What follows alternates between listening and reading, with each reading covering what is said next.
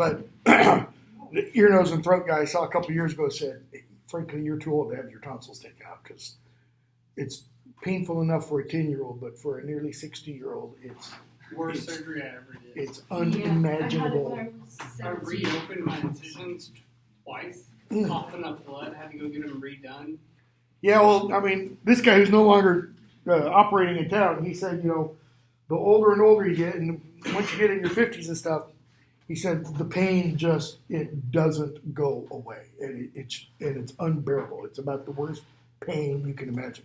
And when a job like this, I mean, I don't do sign language, so okay. So we started with a bunch of interesting questions, and marker.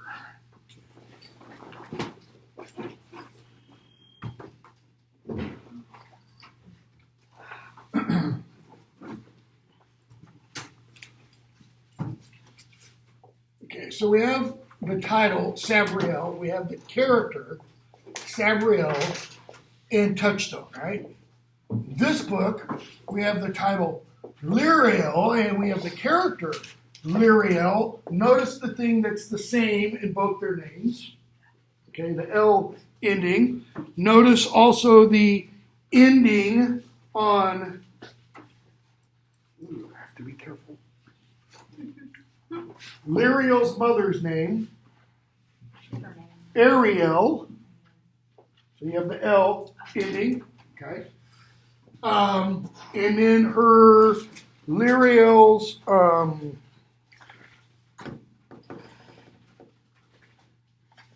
Did you ever find out who her dad is? Yes, we do. Lyriel's grandmother's name.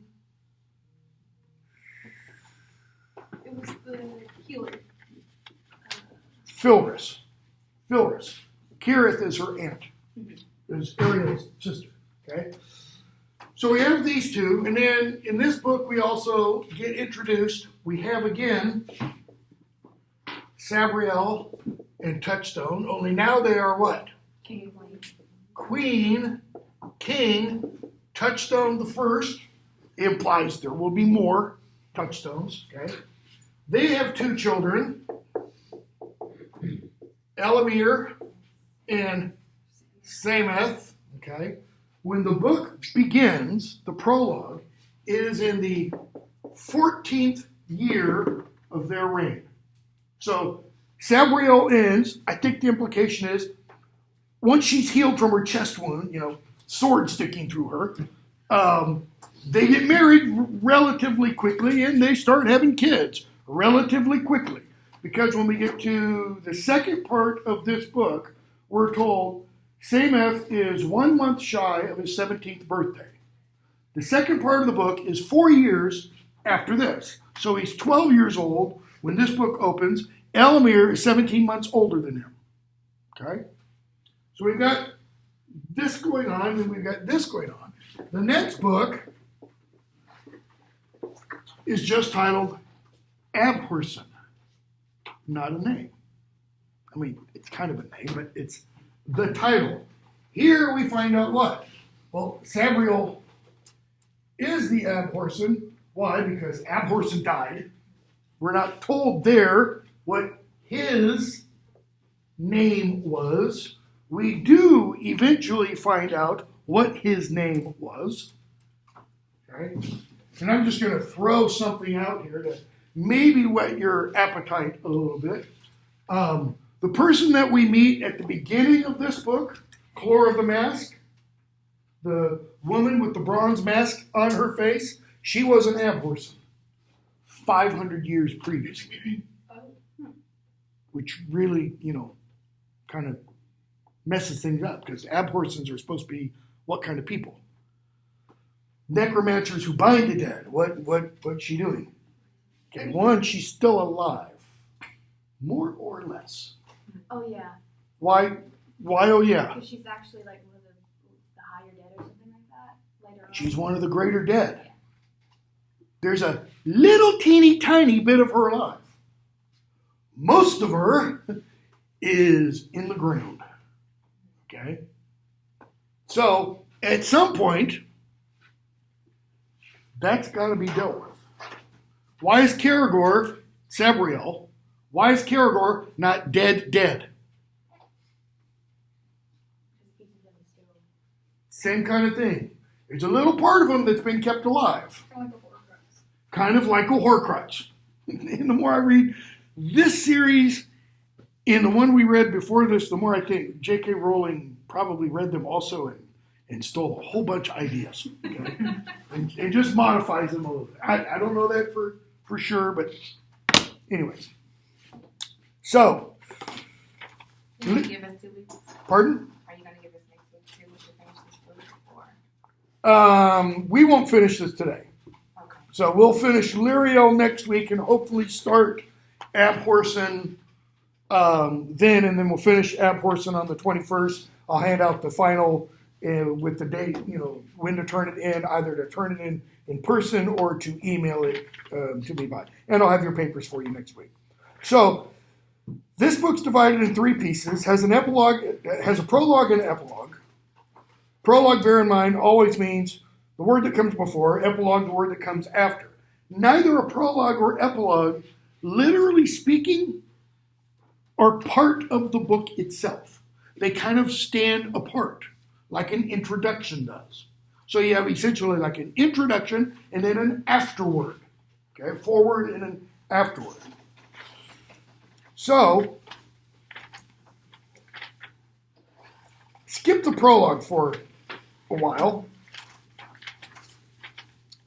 And we start with part 1, the Old Kingdom. Where in the Old Kingdom? Belisar? The Klore. Who are the Klore? We've heard them referred to in Sabriel. They're the ones that have the site. They're the ones who have the site. What's the site? The deep writings in the future.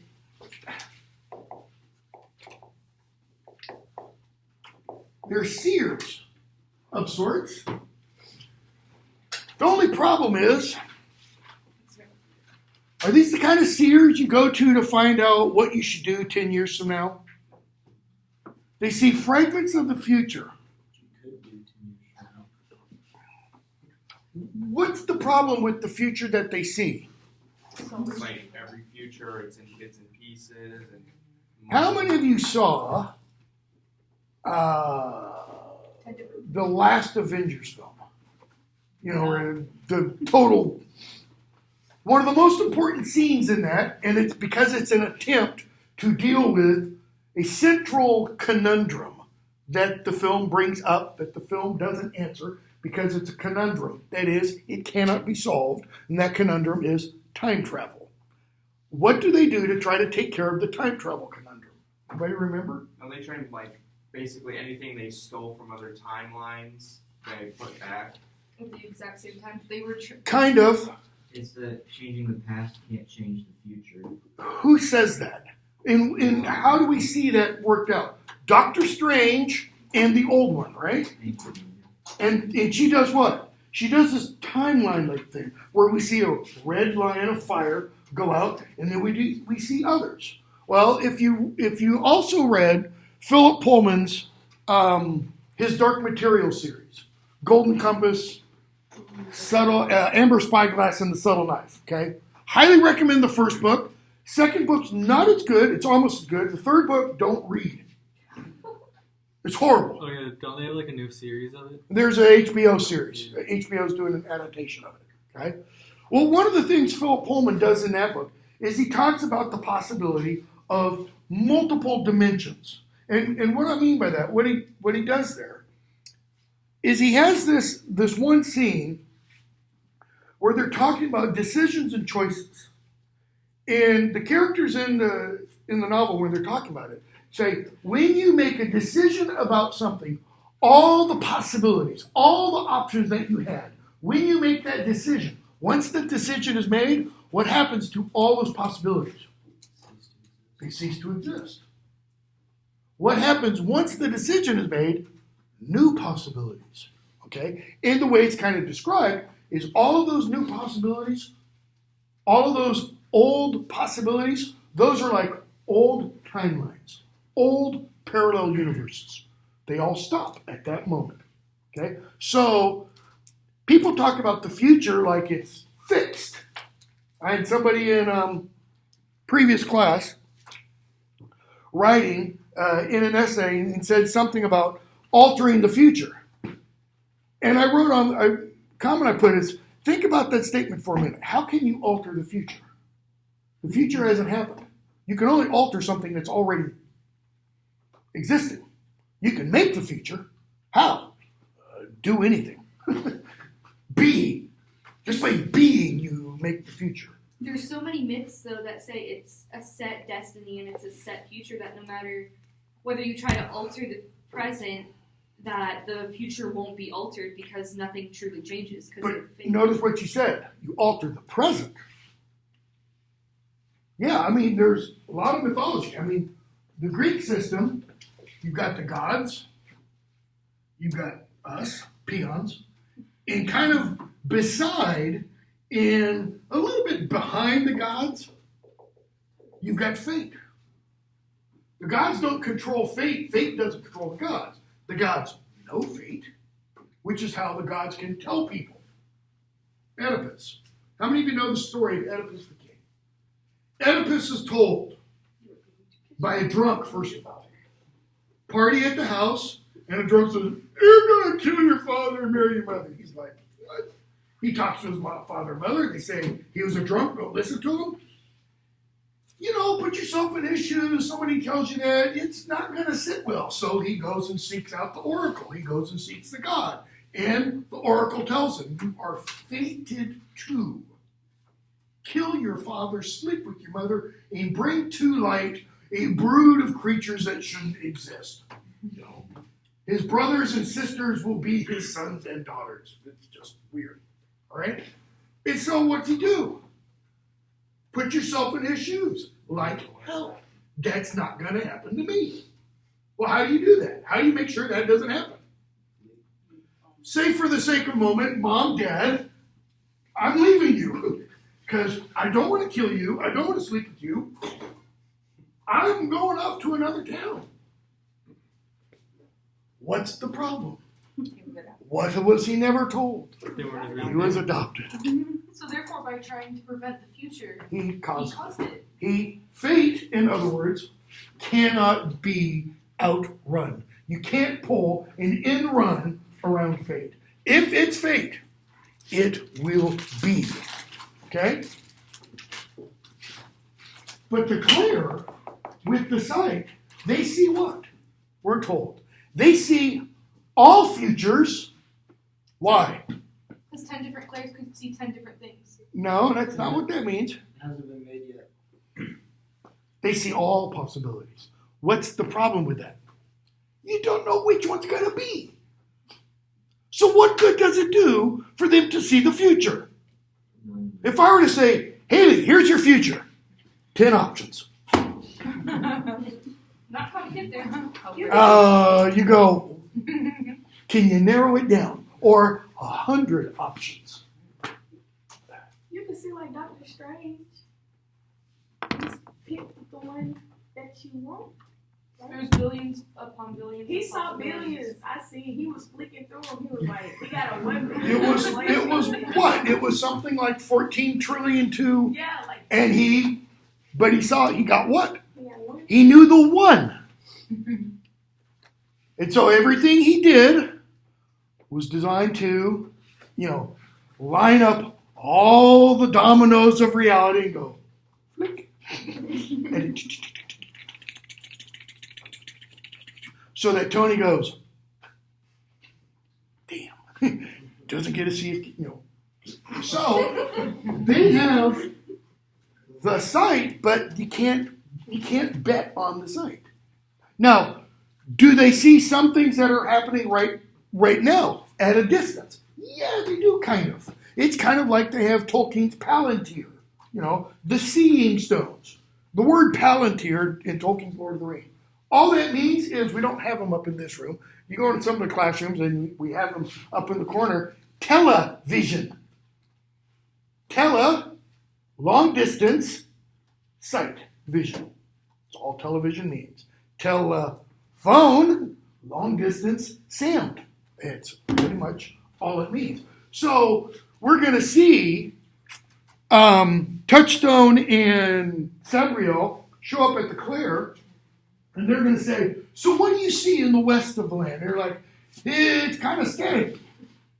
Our vision's not clear there. There's something going on. We can't explain it. Well, what good does it do then to have seers if they can't see? But they do see some things. Okay? Some things that are pretty important that they see. We are going to see them in the latter part of this book, and in the first part of the next book, they're going to tell certain people, you need to do such and such a thing. Or you need to go to such and such a place and see what happens. All they're telling them, you got to be in the right place at the right time. It's it. You got to be in the right place at the right time. And you'll know what to do. And sometimes that being in the right place in the right time might be not good for the person who's there in the right place at the right time. It might be that you need to be in the right place at the right time to take a bullet for somebody. Sucks to be you. It's good to be the other person. Okay?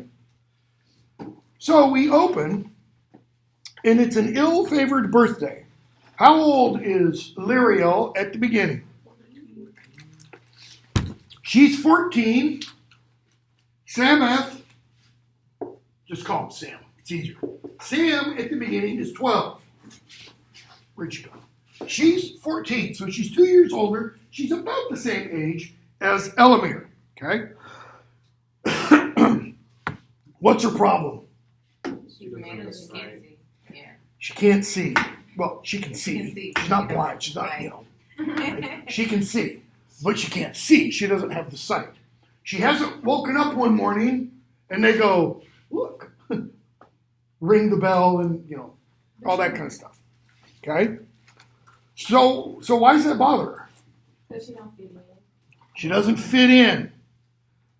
She's a 14-year-old surrounded by kids. Okay, any of you remember being 14 years old and not fitting in with somebody at some... That's what's going on. Okay? And you're supposed to have the sight by 14. Yeah, most people do. That's the problem. I mean, there are 9 and 10-year-olds who find they wake up one morning with the sight, and she's going, I'm 14. I'm getting to be an old lady, at 14. Well, so what'd she start thinking about? Killing herself. Wow. And she looked You answer so quickly, it kind of makes me wonder, but I'm not going to go. Yeah. and she Well, no, looked I was different, reading so it she and I'm was- like, there should be warnings. They're sort of good. Don't get me going. Okay. So she thinks about her aunt, and we're told, page 18, what's one way that Liriel doesn't fit, other than not having the sight? Her hair and eye color. She looks different. She's like the flip of it, pretty much. She's like the inverse. She is pale, dark hair, whereas the Klore are kind of brownish, which is kind of weird because they live in a cave. You would think they would be very pale, big buggy eyes, White hair, maybe. Okay? White skin, burnt instead of tanning, and she had dark eyes and even darker hair. Like that. That's a horrible illustration, in my opinion. Because it looks like, they put her intentionally in a really dark room. Well, it's because the scene that this represents, she is in a darkened room, but it kind of makes the purpose of an illustration not very good because you need to shine a spotlight on her. All right? So, she goes off. She goes down to the refectory to eat. Some guy comes up and hits on her. She starts crying, and he's like, sorry. Goes away. Okay? We're told a little bit about, the sexual mores of the Klore. They're pretty easy.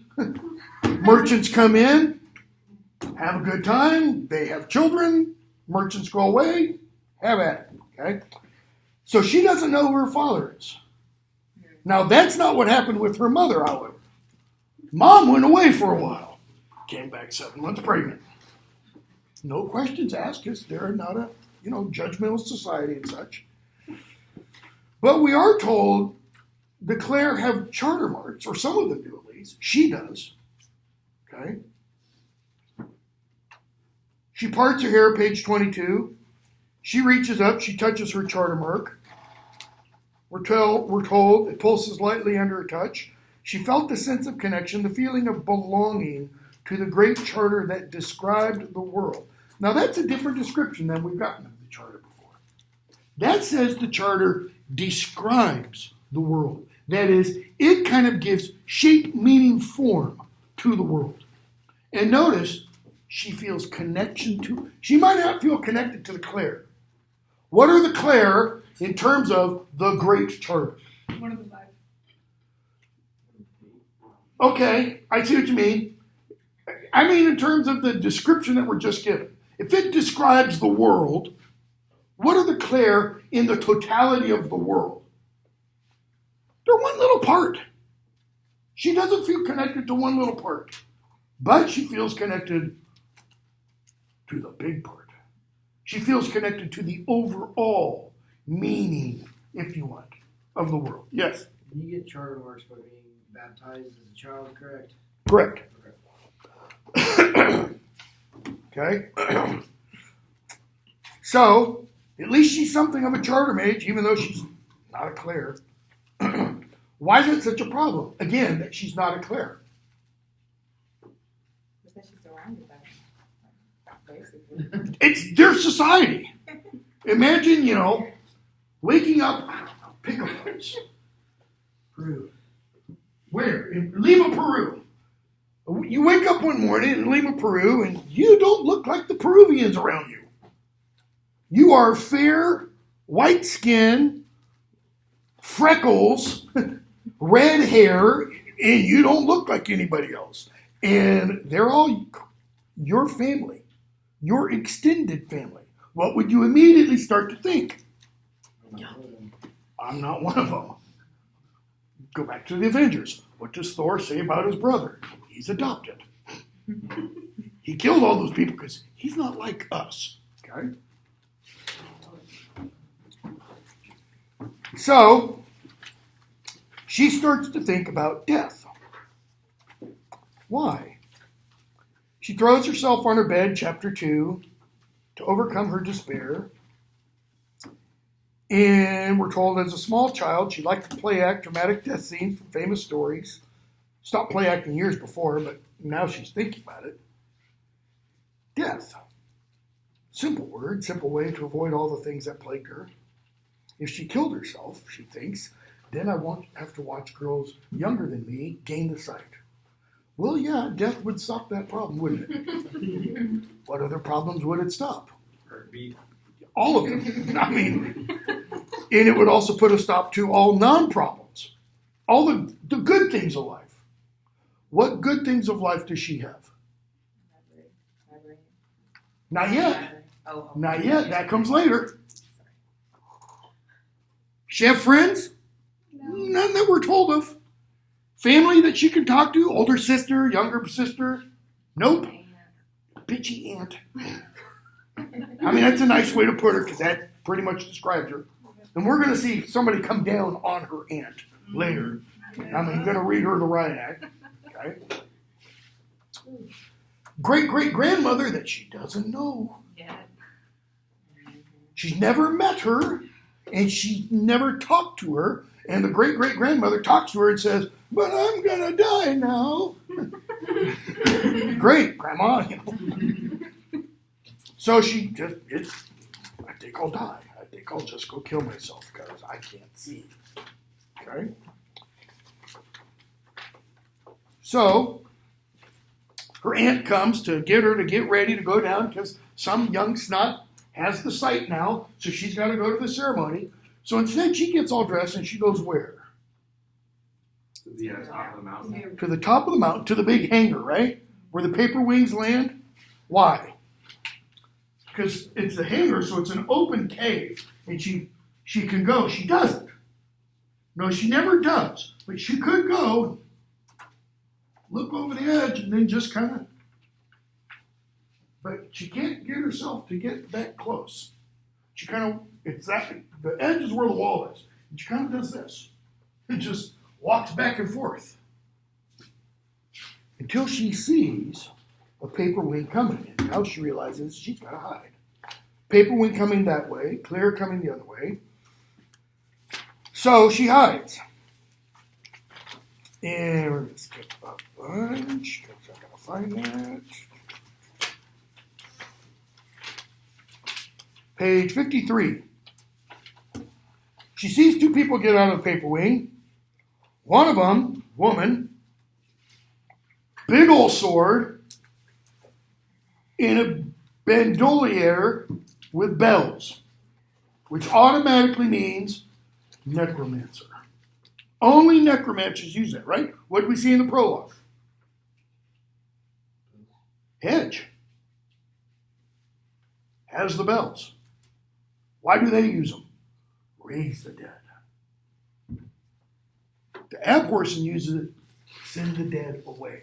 Okay? But then she realizes, well, there's only one woman that we know of who has the bells, and that's the abhorsen. Must be Queen Sabriel. Okay. And then Touchstone comes out. Page 53. She realizes she's 20 yards away from the abhorsen. Notice, not just abhorsen, the abhorsen. Sabriel had rescued the petrified prince, Touchstone with him defeated the greater dead creature, blah, blah, blah, blah, blah. She married the prince, and together they had, and now she's looking at the prince. He must be the king, she realized. King Touchstone and the abhorsen, Sabriel here, and I'm going to kill myself. So, she sees the Klore come out, and she recognizes the two that speak to them first, the two that are in front. They're twins. We saw them in the previous book, remember? They're the ones who come to Sabriel and Touchstone when they flee the reservoir, when they flee, Caragor, and they've got the paper wing there. Bear in mind, this is 14 years before this happens. That's probably, I'm not sure, but that's probably before these two have the sight. Because they're going to tell Lyriel, they didn't get the sight till they were 16. Okay? And they're still pretty young here. I think the implication. All right? One other little thing. Senar, however you pronounce your name, and Rael are two of the most powerful Klore. That is, when they see, they really see. Okay? So when they give people advice, it's kind of almost like a sure thing. Okay? Notice we're told they are the flawless embodiment of the perfect Klore. Their sight was so strong, bottom of 54, they were nearly always in the 9-day watch. So Lyriel hardly ever crossed paths with them. Tall, beautiful, long blonde, shining hair, blah, blah, blah. Aryan, Nordic goddesses kind of a thing. Okay?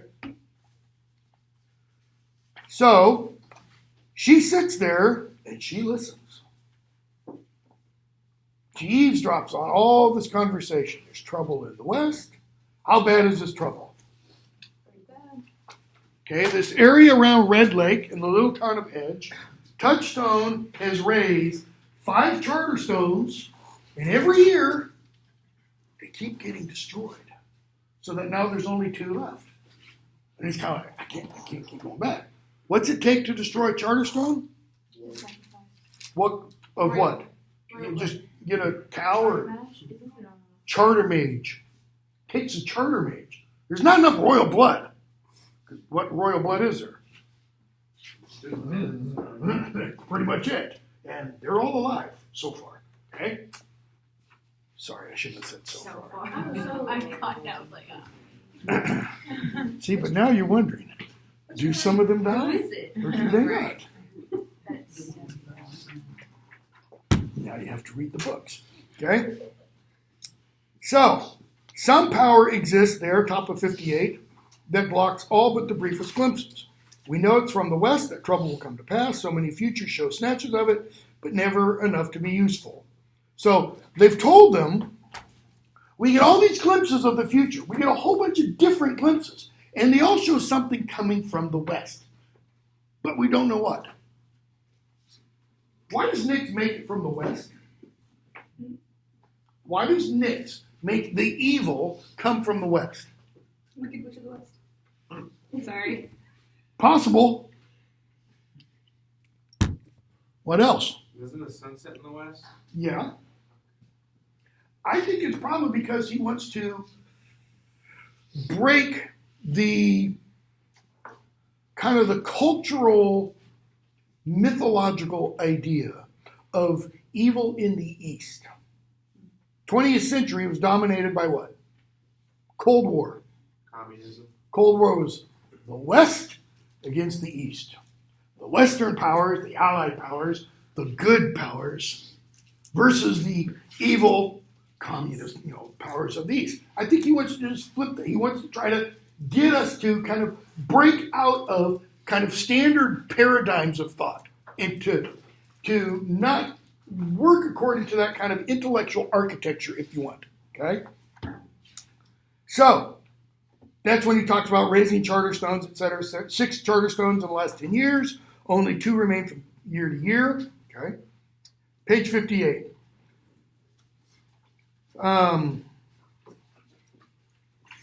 The Klore say it's not always strength that can blind our sight, nor even evil. There are other powers that divert our sight for reasons we can only guess.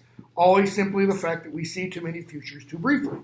So, maybe what's over there in the West, they're saying maybe it's not evil. Maybe there is some natural phenomenon.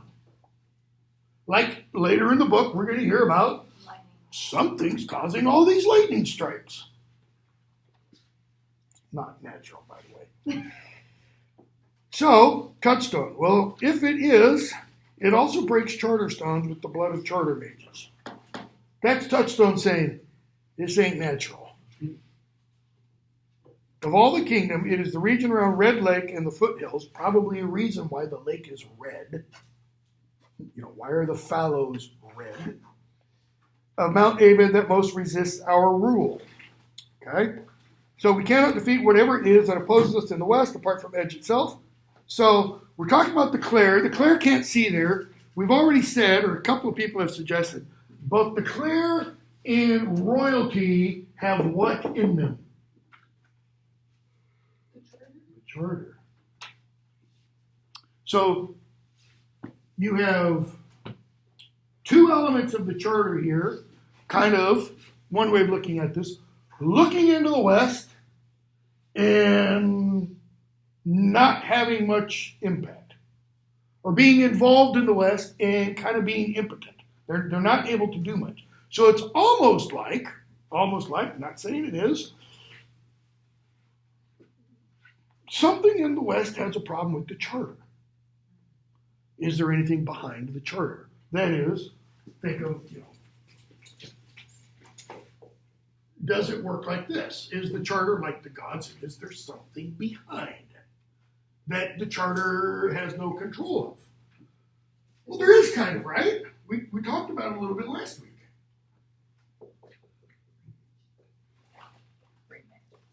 Free magic. The charter's bound magic. Because the charter does what? It puts itself into the royalty, the Klore, what else? The wall, charter stones,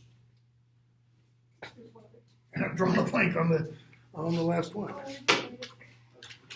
I could jump to the epilogue, but I won't, because the epilogue, I'm pretty sure, tells it.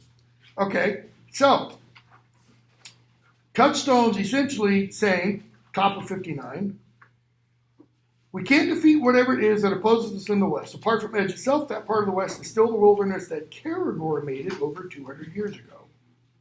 All right? And we're told they're getting tired. They're always at work. Well, what did Sabriel's father tell her in his thousand heartbeats of time that he had left? Hard life for an ab person. Sorry I wasn't there for you, sweetie. Oh, look, you've got to go. And when we first, well, take it back, not when we first see.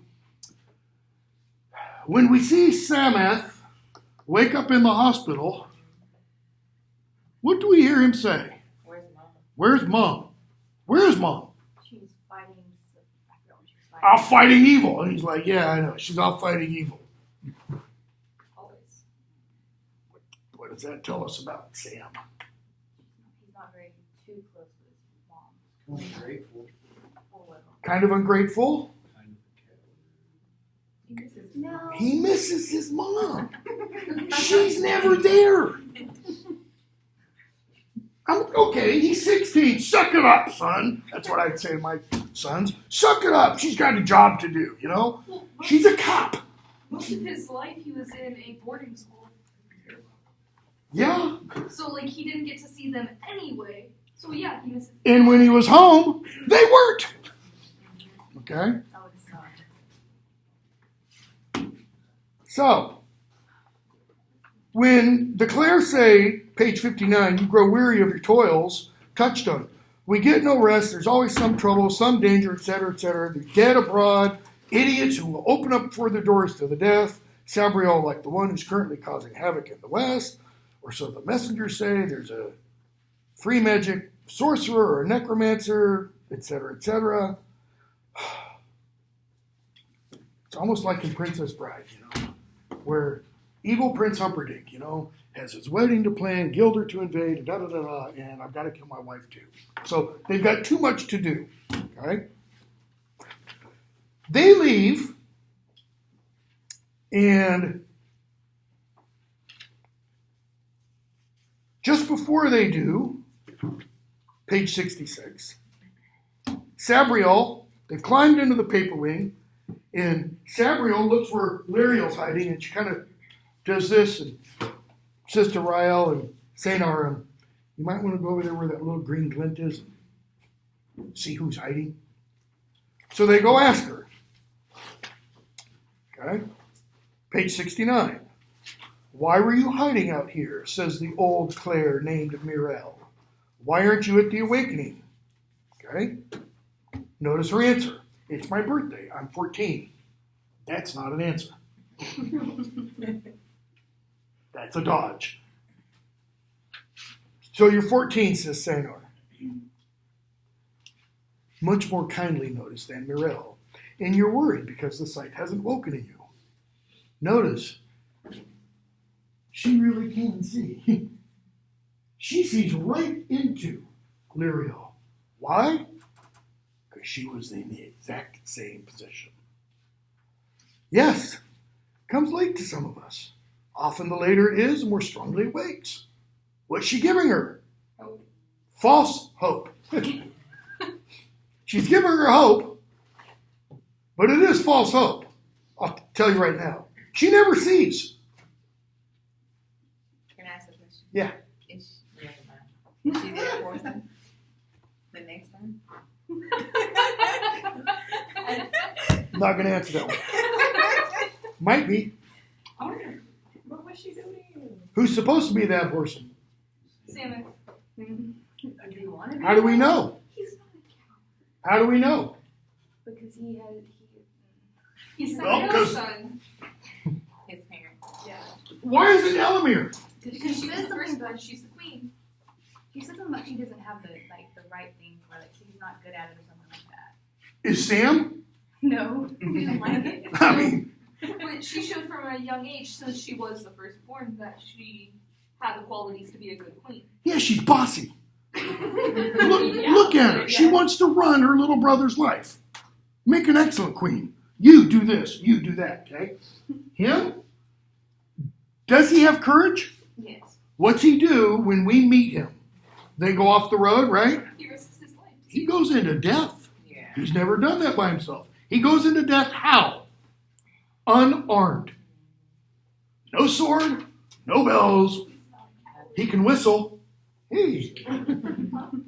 What did I do? Right? Notice, this kind of gets back to Joy's question. First time we really hear Liriel say anything, think anything, what does she think of? Dad. Death. Yeah. death. Okay? Ought to be a clue of some sort. So, St. R and Royale say, sight didn't come to us till we were 16. In fact, we were over 16 and a half. You couldn't bear another awakening, could you? Is that why you came up? Uh-huh. So, if this were a courtroom, probably the other lawyer would say, Your Honor, I object. She's leading the witness on. She's giving her the answers. Okay? Which is true. So they say, you need a job to do so that you're not hanging around with other people not your age. What work would suit you? So they list off a bunch. Mirelle, what are you good at? She's 14. She's not good at anything. She hasn't done anything. Okay? Charter magic, not so bad. Music. I want to work in the library, nerd. This library. This is not a nerd library. I would love to work. Okay? I've been in some cool libraries before because of work I did with manuscripts when I was working on my dissertation and later. Like St. Paul's Cathedral in London. Go to the cathedral. You got the big old dome and everything. Okay? Next to the cathedral, there's another big old building. It's about as old as the cathedral. That is, a little over 300 years old. And I was over there, and I was working with a manuscript of John Donne's poetry, a 17th century English poet.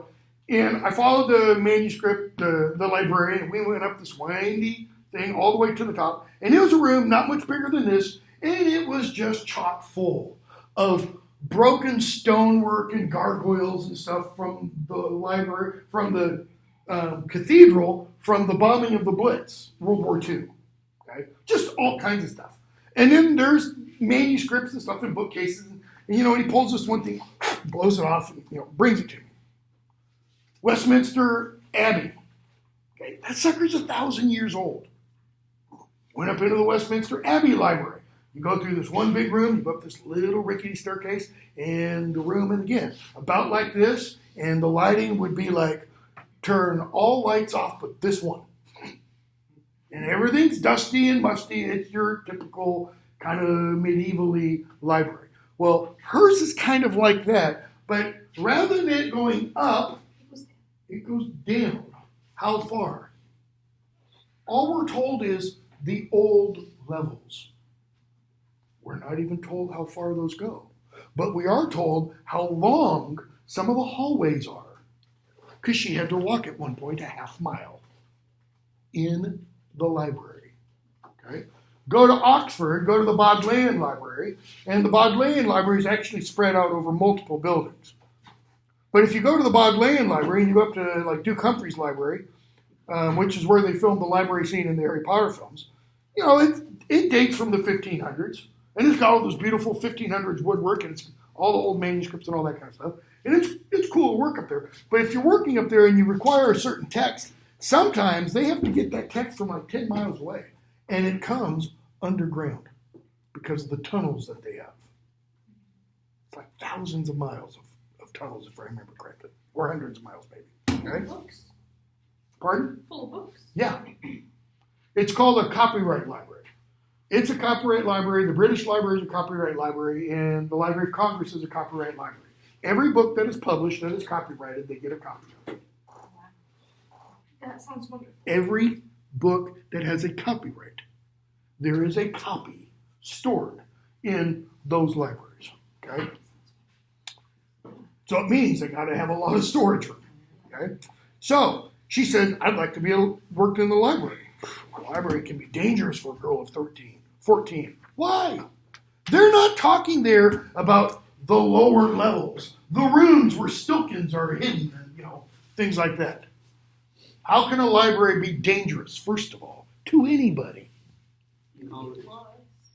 Louder, Eric? Knowledge. How many of you have read Ray Bradbury's Fahrenheit 451? If you haven't, you need to. It's probably, I'll say it is. It's the most important book written in the 20th century. most important book, written in 1950. So it's right smack dab in the middle.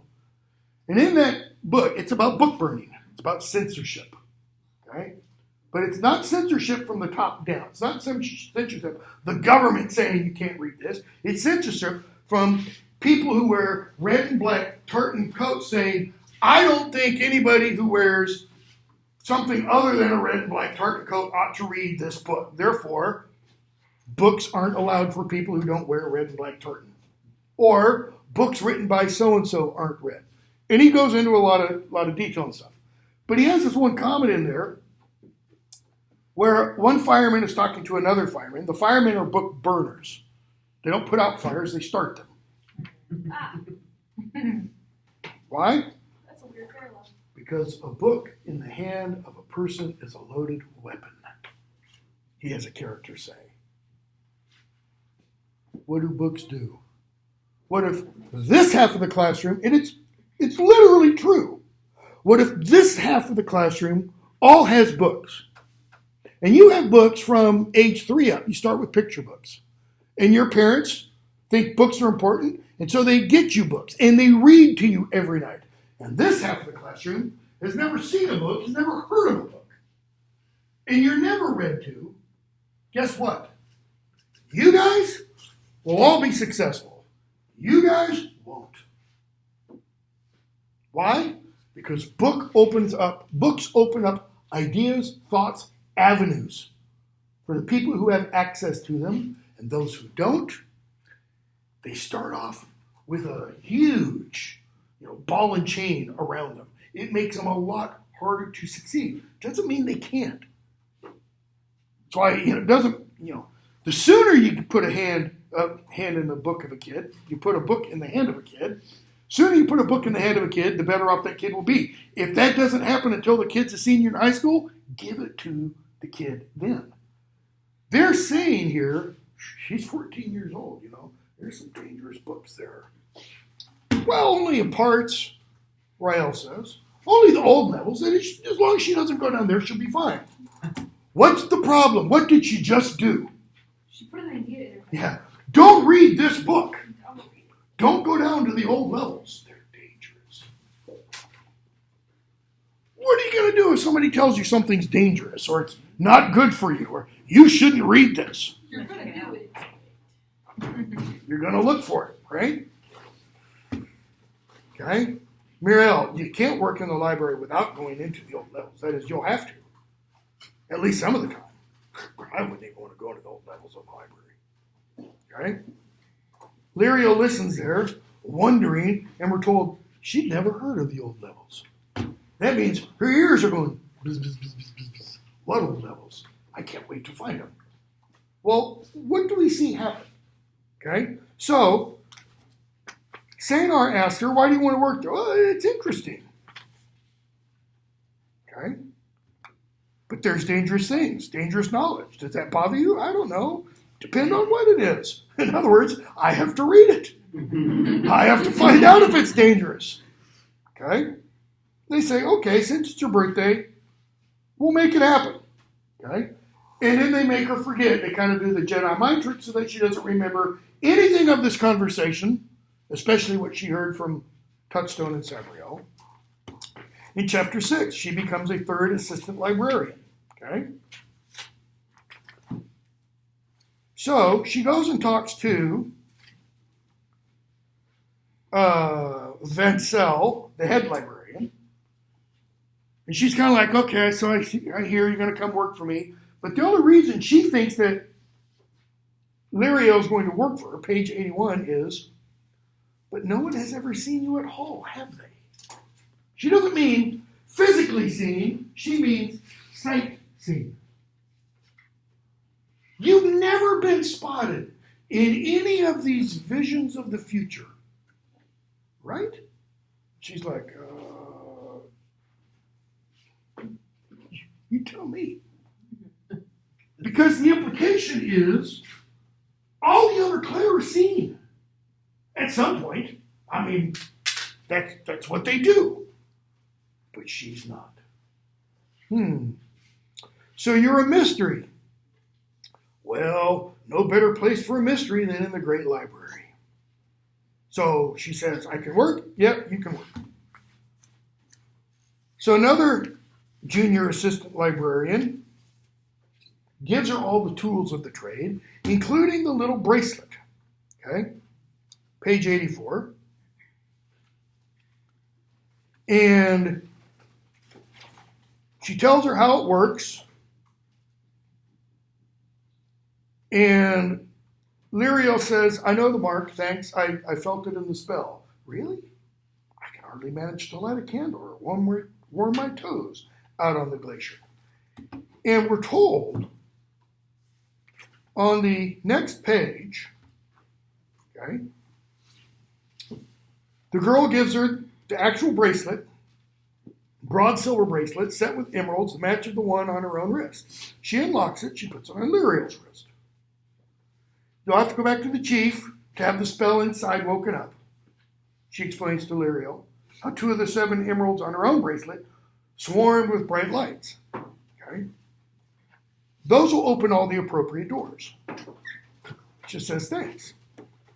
But Lyrio consents without even doing anything. There's not 2 spells in this bracelet. There are 7 spells in this bracelet. 1 for each emerald. She didn't know how they could work, or how they could be brought to the surface and made to work. This particular magic was beyond her. Well, skip the next paragraph. It took her 3 months to figure out how to wake up the other 4. So now she's got all 7 of them open. But, excuse me, she's got 5 open. But the secret of the 6th and 7th remained beyond her. Okay? Well, the 6th and the 7th have got to open what? If each one opens a certain set of doors, and the more and more, the higher and higher you go, or the deeper and deeper you go, the more and more dangerous levels you get to. Okay? So the fact that she figures out how to do this in 3 months tells us what about her? She's smart. She's pretty good at this magic bit. Okay? It was mainly, page 88, curiosity that set her to working out the spells. She didn't plan to wake them, intended to treat her discovery purely as an intellectual exercise. But there were so many interesting doors, hatches, gates, grills, and locks. She couldn't help but wonder what was behind them. If you've never had an opportunity to visit a really, really big house somewhere, find one. I don't know, go to the Biltmore or something, okay?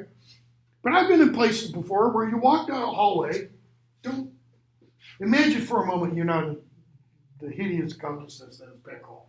But imagine, this is a beautiful hallway and it's all wood paneled and there's multiple doors. And you go up, and the door is locked.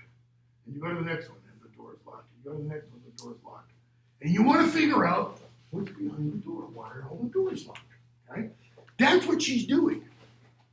Because they're not all great big doors. There's sometimes little doors. And you got to go, why would there be a little door there? What's the purpose of that door? There's a dorm on campus. I can't remember which one. One of my friends does ghost tours on campus because he does a class on ghost stories.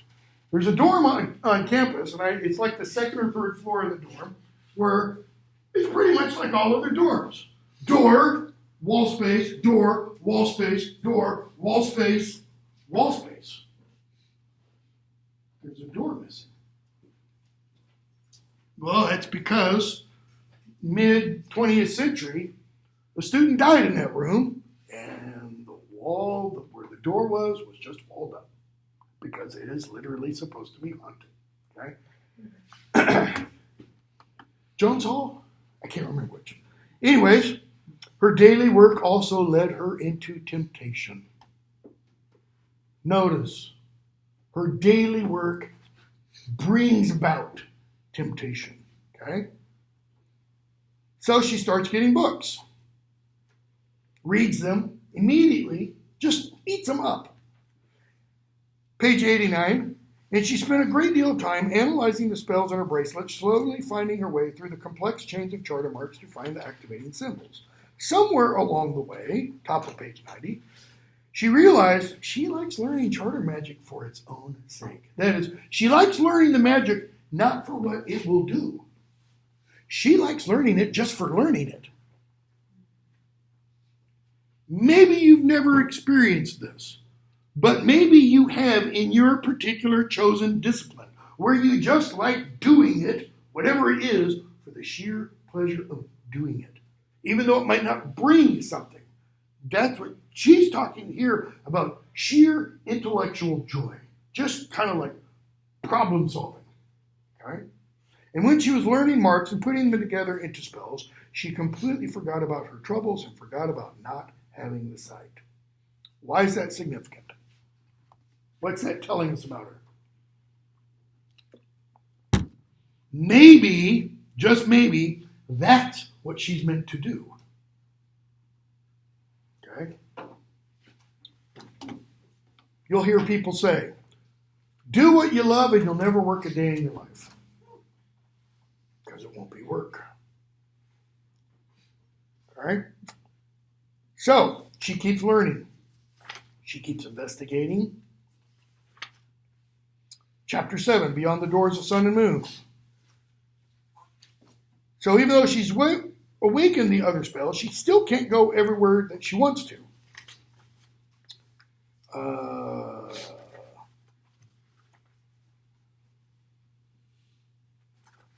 She's going to wait until there is a really, really huge watch. Okay? It's the page 96, the 1568 watch. That is, they're going to have 1,568 Klore go for this. It's not all of them, but it's pretty close. And she figures when they're all doing that, I can go all the way down and see what I want to see. Okay? So they go, so she goes. And as she goes down, okay, page 102, she gets past this door, and then she goes through this room and gets past another door. And on page 102, beyond the corridor, there's a small rectangular room. So she holds her dagger high. Why? Because she's cast charter marks, so that it's now emitting light. Think, Harry Potter, Lumos, okay? Or Gandalf with his staff. Or, I don't know, Eilonwy with her stupid little ball, in the light. So she holds her dagger high and it casts off some light. And we're told, page 102, the whole room was afloat in magic. Strange, ancient charter magic she didn't understand, was almost afraid of. Marks were remnants of some incredibly old spell. But we're told that spell is now senile and broken. Why not just broken? Why does Nix put senile and broken? Because it's old, it's wearing out just by age. Yes. But why? Senile implies a little bit more than that. Almost like consciousness. It's almost like it's sentient, okay? It's conscious. Something happened to the charter? But if it's sentient and it's conscious, what's happened to its consciousness? What happens when you go senile? You go crazy, essentially. You lose your mind. You lose your memory. You forget things. You don't know who you are. So it's almost like this charter magic in here no longer knows its purpose. Like it's forgotten what it's supposed to do. It had been broken only recently. See, that's not the senile part. That's the broken part. Within weeks, maybe months. Okay? So she goes in and she's walking. She's moving towards this table. And we're told she stepped closer, page 104, raised her light. She wants to see what's on this plinth. As soon as her foot landed, she knew she'd made a mistake. The floor felt strange, unsteady under her. There was a terrible crack. Both feet suddenly went right through the panel of dark glass. Then as she steps, some damn fool put dark glass where the floor should be. And her feet go through. She falls. She's holding on to the dagger. Her left hand falls on the table, and it grabs at a statuette that's on the table. Her knees hit the lip, where glass met stone. Well, the lip is where the floor comes back. So it's solid floor except for a panel of glass. Dark glass that looks just like the floor. And she steps, boom, and falls through it. Falls forward, has her dagger, she grabs whatever the statuette is, and her feet are stinging because they're cut by the glass. She looks down, and whatever she stepped in is moving. For the glass had the cover of a long coffin-like trench. And there was something lying in it. I mean, if it's coffin-like, that usually tells you something did, or not so much. In the next horrified instant, she saw that its forearms were as long as its legs. So this part, as long as its legs, but they were what? Bent back. So she just fell into, essentially, the alien creature's tomb. Because that's kind of what that thing, looks like from the film Alien. And it opens its eyes, and they were silver fires, brighter and more terrible than any. Okay, the room's almost pitch black. She looks down, and she's standing essentially on a giant praying mantis, and its eyes open up. Put yourself in her shoes. Well, one thing, you'd probably water the thing, right? I mean, you just lose it all right there, okay? And then she notices a smell. Could be the other thing, too. The telltale metallic odor of free magic. Have we heard anything about I think we have, about a metallic odor before this?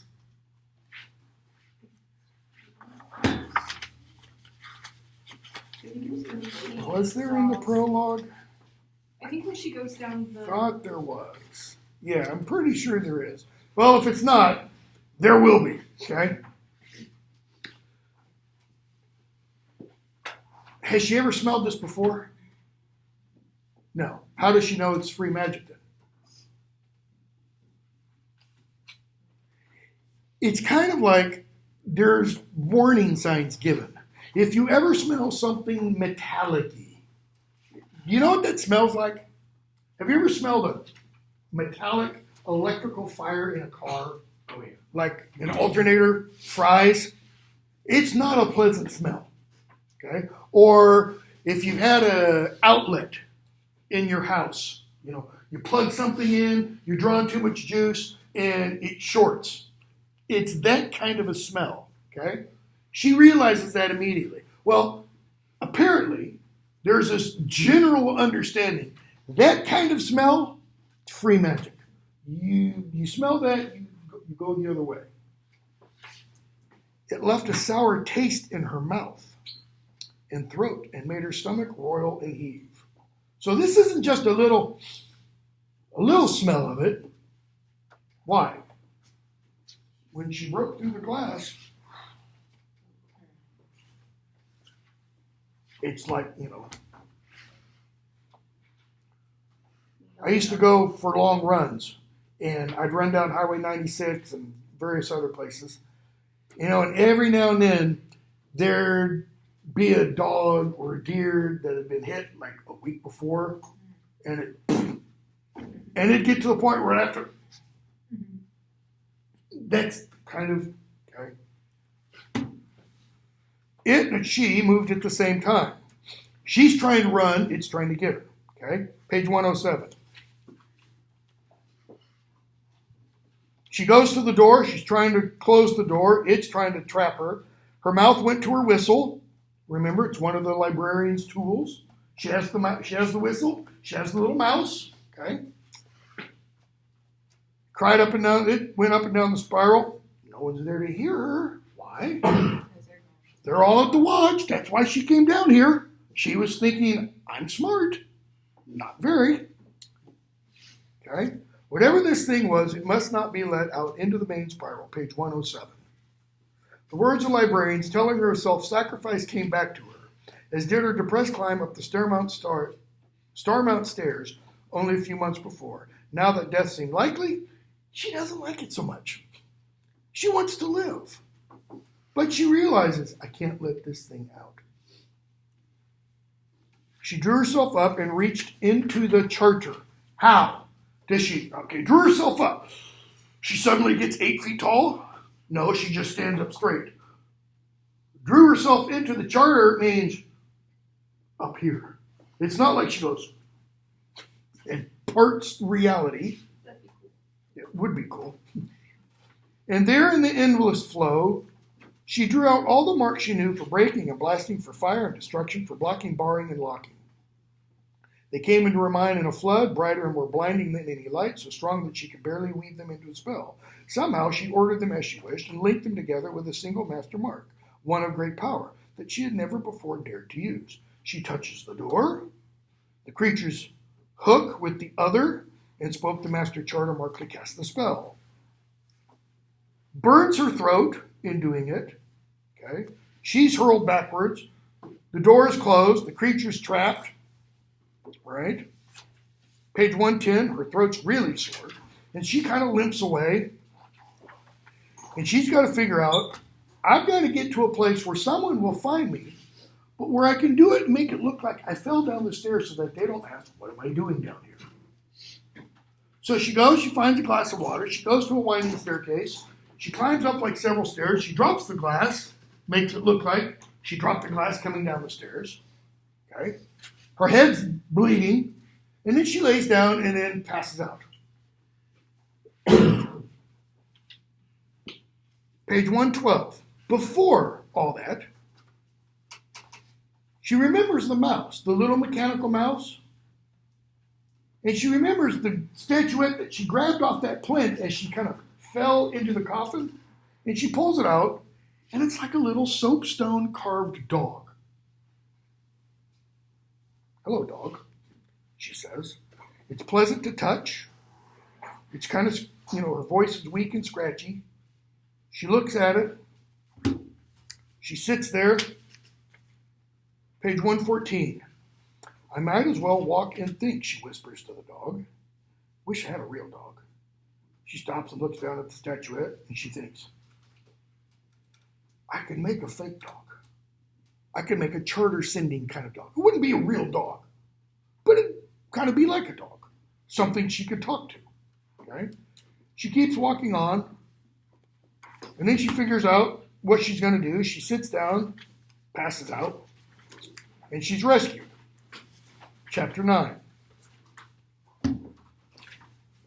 She's taken to the infirmary, and they send in Philris, the infirmarian, oldest of the Klore still living. Philris comes in, and we're told, when she arrived an hour later, page 122, she came alone, clearly needed no help with the ordinary world. What does that mean with the ordinary world? Well, back up. She, Lyriel, had never seen one of the really old Klore. Why? Because they retire to dreaming rooms of their own. It's kind of like they go off to their own little rooms and they go off into their own little reality and die. Okay? But she doesn't look like she's ready to go off to her own little reality.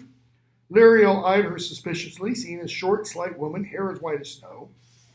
And Philris says, bottom of the next page, so you're Lyriel. Healer tells me you fell down the stairs. I don't think your throat was damaged by a scream. Remember, she's the oldest Klore, and she is the infirmarian. She's the one who runs the hospital wing, essentially. No, I'm surprised you're still alive. I don't know of any other Klore your age, and few of any age, who could speak such a mark without being consumed by it. I recognize it. That's pretty powerful magic. How can you tell? Experience, okay? I have worked in this infirmary for over 100 years. I've seen it all, sister. You are not the first Klore I have seen suffer from the effects of attempting over-ambitious magic. And she says, oh, and by the way, the glass we dug out of your feet, that's not from that crystal that you dropped. She's kind of saying, I know where it came from. I know what you loosed. I'll lose my job. I'll get sick between us. doctor-patient confidentiality and stuff. I've let something out, something dangerous to everyone, to all the Klore. Page 124. Fillers. Can't be that bad if it hasn't been done anything in the last 4 days. She's been in the infirmary for 4 days. Besides, all the Klore can look after its collective self very well. It's you I'm concerned about. What's she really mean? I don't care about the Klore. It's you. You are letting your fear come between you and getting better. The reason you're still here is because you're afraid. Now start from the beginning. Tell me everything. Okay? What does she mean, tell me everything? Everything you did. Everything that's happened. Tell me everything. And where does she begin? On her 14th birthday. She wakes up, it's my birthday, I still can't see, I'm not going to get the sight. I went, and she tells her everything she can remember. Notice, she doesn't tell her about Touchstone and Sabriel, because she doesn't remember that. Not yet. Okay? Page 125. Philra says, I should have come and seen you before. Now again, tell me what happened. So Liriel tells her everything. And Philra says, show me the dog. Why? It's a stupid little clay statuette thing. And she wants the dog's the most important thing. Liriel took the little stone dog from under her pillow, reluctantly handed it over. She'd grown very attached to it. It was the one thing that brought her some comfort. And she takes it, and we're told she cups it in her hands so only the snout is still sticking out. Okay? She looked at it for a long time and gave a deep sigh. So I think that means she has the dog like this, and she goes, and what has she just done? She's breathed on it. Liriel takes it, surprised by the warmth the stone had gained from the old woman's hands. I'm sorry, Liriel. Thank you for telling me the truth and for showing me the dog. It has been a long time coming, so long that I had thought I would be lost in the future too mad to see. What's the it she's referring to? Her death. Yes, because Liriel says, what do you mean? I saw your little dog long ago. When the sight still came clearly to me, it was the last vision that came to me whole and unbroken. I saw an old woman peering closely at a small dog clasped in her hands. Me. It took me many years to realize that woman was me. Notice Liriel's in question. Did you see me too? Please tell me you saw me. Why? Because nobody sees me. It's like I don't exist. What it means, I'm afraid, is we shall not meet again. I would have liked to help you defeat the creature you've released. By counsel, if not by deed, for I fear it must be dealt with as soon as you can. Things of that ilk do not wake without reason, blah, blah, blah. Most of all, I regret I have not lived enough in the present these last 15 years. I should have met you sooner, Liriel. It is a failing of the Klore that we tend to forget individuals, and we ignore their troubles, knowing that all such things will pass. Why do they tend to forget individuals and their troubles, knowing that all such things will pass? What do they spend their time on? The future. Well, what is the future born from? Now. She's kind of saying there, this is a mistake we all make. We spend too much time looking at the watch and not looking at the here and now. I don't know if Nick's is suggesting something there, in terms of people saying, things will be better when, rather than, I'm going to make it better now. That's like Terran. Very much like Terran. What does Terran come to realize? He's got to do the first thing that comes to hand. Okay? Which is why he stays and doesn't go off to the summer country. Every Klore is given the gift to see some portent of her death, though not the death itself. For no human could bear that weight. Almost 20 years ago, I saw myself and your little dog. At the time I realized this was the vision that foretold my final days. Liriel, I need you. I can't keep going on my own. You can, you will. Make your dog your companion to be the friend you need. What do you mean, make the dog to be your companion? You're going to walk around and talk to a little stone carving? I feel that you will be a maker, not a seer. Little wrong there. I'll just throw this out. You must promise me that it will be so. Promise me that you will never give up hope. Make your future. I'll try. And then Phyllis spills the last bean. I was never close to Ariel or her mother, Phyllis said quietly. Too much eclair, I suppose. Too much in the future. I didn't spend any time with my granddaughter or her mother. Granddaughter, Ariel, Lyriel's mother, or her mother, my daughter. This is why I said, the Klore, they're kind of messed up. They don't understand the relationship thing well. Okay? I am glad I was not too late to speak to you. Goodbye, my great-great-granddaughter. Remember your promise. And what's her promise? Don't give up hope. Make your future. She walks out. Lyriel never sees her again. Okay? So, 131. She starts to think about the dog sending, the magical creature that she will make, right? She reads about it and such. She reads about the Stilken, what it is. She finds out what it is. She realizes she's got to stop this thing. But it can't be destroyed except by free magic. And she's like, I can't do free magic. Who can do free magic? Free magic things. Okay? Notice when Sabriel and Touchstone talk, and they talk about the necromancer, what do they say about the necromancer? He's a free magic necromancer. Okay? So, instead, she makes her dog. She sits down, pages 238, 239. She has all the spell kind of memorized. Thousands of symbols, we're told, charter marks involved. And she reaches into the charter, 139, to begin, when her eye catches sight of the small stone dog. So she's going to make the dog, but she has the stone dog sitting on her desk. So she grabs it, puts it in her lap.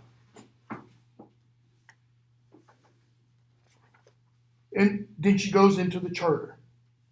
And she starts saying the marks, or doing whatever you do. Okay?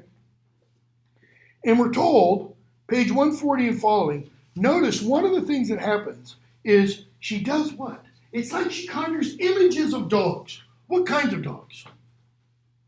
If you ever read the Dr. Seuss kind of book, Go Dog Go, big dogs, little dogs, brown dogs, white dogs, green dogs, yellow dogs, small dogs, large dogs, fat dogs, skinny, all kinds of dogs. She's conjuring up the image of dogness. Everything that makes up a dog. Okay? But we're told at the bottom of the page, more and more images flash through. She's seeing glimpses of every dog that had ever lived. But still the charter marks roar through her mind. She had long lost track of where she was up to. That is, the charter marks are now going through her mind without her controlling them. It's like she's tapped into something. Okay? The marks flow on, top of 141. She realized that not only did she not know which mark she was up to, she didn't even know the marks. Okay, now it took her to learn marks to create this sending. Now she's at the point she doesn't even know what these marks are. That is, these aren't marks that she read about. Desperately, she tries to open her eyes to see what the marks were doing. But the glow was blinding now and hot. Something out here, created by something in here, and she's been squeezing her eyes because now she's trying to open them, but it's so bright, and she's being almost burned by it.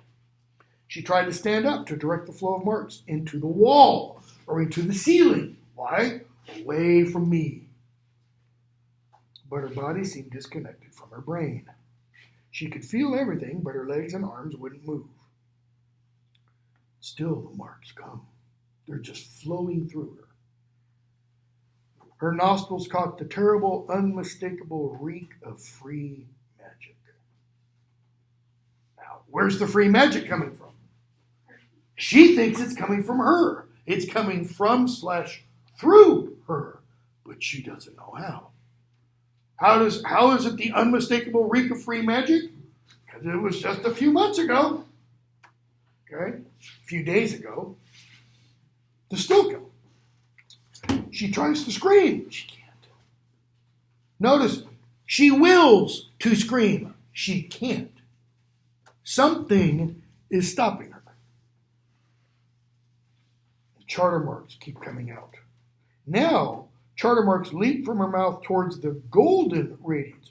Before, it was blinding, almost like white. Now it's a golden color. And they're coming from her fingertips. So, mouth's open to scream, and there's symbols flying out, and there's symbols flying out from her fingers. Be really cool special effects if somebody ever did this, if they did it right. Okay? And we're told, and they swam in her eyes, spilling down inside her tears, which turned to steam as they fell. So she's crying, and it's so hot in the room. Psst, psst. More and more marks flew through Liriel, through her tears and her silent screaming. They swarmed through like an endless flight of bright butterflies forced through a garden gate. But even as the thousands and thousands of marks flung themselves into the brightness, the smell of free magic rose, and a crackling white light formed in the center of the golden glow. So now, golden glow, white light in the middle, almost like an eye. Or an orb split in two. That's an image we're going to see later. So bright it shone through Liriel's shut eyelids, piercing her brimming eyes. Brimming? They're brimming with tears. She's really scrunching them. Held motionless by the torrent of charter magic, Liriel could do nothing as the white light grew stronger, subduing the rich golden glow of the swirling marks. All she knew was that the marks that passed through her now were more ancient, more powerful than anything she had ever seen. Even if the free magic that grew in front of her spared her life, the charter marks are going to burn her to us. Well, she wanted to die. What better way to die than have the charter, toast you? She tries to scream. She gets up. She pulls the bookshelf almost over, page 143, where the free magic and charter marks had fought in their sparking, swirling brilliance. Notice, the free magic, the white, fought with the golden. There was now a globe of utter darkness. I don't know. How would you describe utter darkness? Notice he doesn't give a color. He doesn't say blackness. Blackness is taken to be the absence of color. It's all colors together, right? It's not that. It's the absence of all light. You look into that, there's nothing there, as it were. Okay? Where the wire dog and the desk had been. So what happened to the wire dog and the desk? It's almost like through her use of the charter and the free magic that's got involved, it's almost like she's created a little black hole. The awful tang of free magic, that was gone too. Replaced by a sort of damp animal odor that Liriel couldn't quite identify. And then in the middle of the blackness, she sees a little dot of light. And then another and another till it was no longer dark, but star-filled, like a night sky. So this globe of darkness that is now beaming with little pinpricks of light, like looking at the Milky Way. And in the instant of that blink, when they got so bright she had to turn or close her eyes, the globe disappeared, leaving behind a dog. Not a cute, cuddly charter sending of a puppy, but a waist-high, black and tan mongrel that seemed to be entirely real, including its impressive teeth. So this is a dog, kind of, with its lips up, fangs bared. It had none of the characteristics of a sending. The only hint of its magical origin was a thick collar around its neck that swam with even more charter marks that Liriel had never seen before. Where else have we seen an animal with a collar swimming with charter marks? Mogget, and now Mogget's twin, Caragor. Okay. The dog looked exactly like a life-size breathing version of the stone statuette. She looks at it, and then she looks down at her lap. The statuette's gone. She looks back up. The dog's there, scratching its ear, shakes its head, slobbers, splatters all over, and the dog says, "I am the disreputable dog, or disreputable bitch, if you want to get technical. When are we going for a walk?" And this may not be the case with you, but I think it probably will be. This dog will become one of your favorite characters, especially when you get to the end of the next book. Okay? So, search for a suitable sword. Why does she need a sword? Yeah, she's still got the Stilken thing to take care of, right? Okay, so now she has a magical, free magic-y, charter magic-y dog thing. Notice we're not told anything. What will happen if she takes the collar off? We don't know. We know what'll happen if she takes the collar off Mogget, if Mogget were to show up, right? White pillar of light that's going to zap people, okay? So, what are you? Where did you come from? So, what am I? I'm the disreputable dog. Question 1. Where'd I come from? Elsewhere. I'm not from around these parts. I'm your dog, and you tell me it was your spell. You made me. The dog also refused or was unable to answer questions about her nature.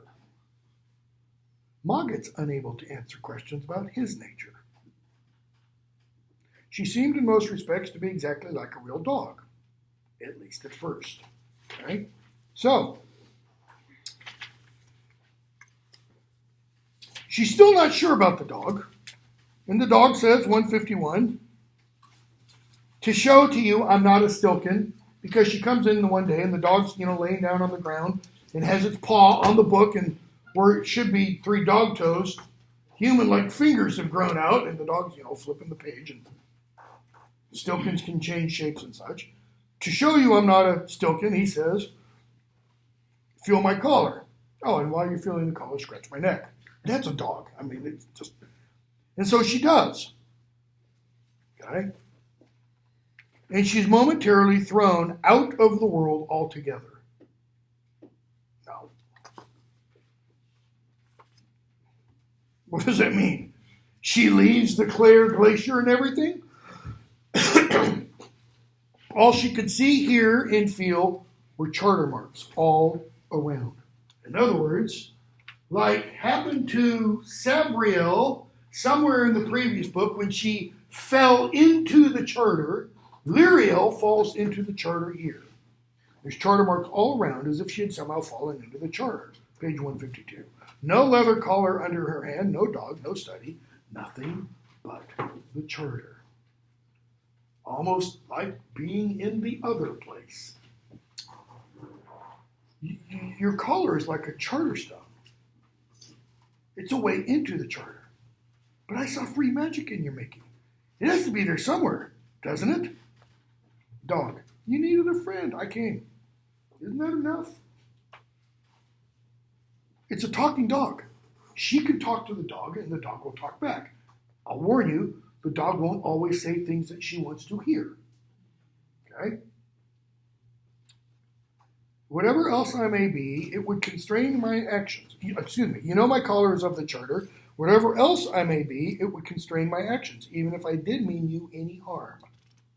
Dog doesn't say, I do mean you, but if I did want to harm you, this collar will stop me. So, you can trust me. Same applies for Mogget, right? Okay?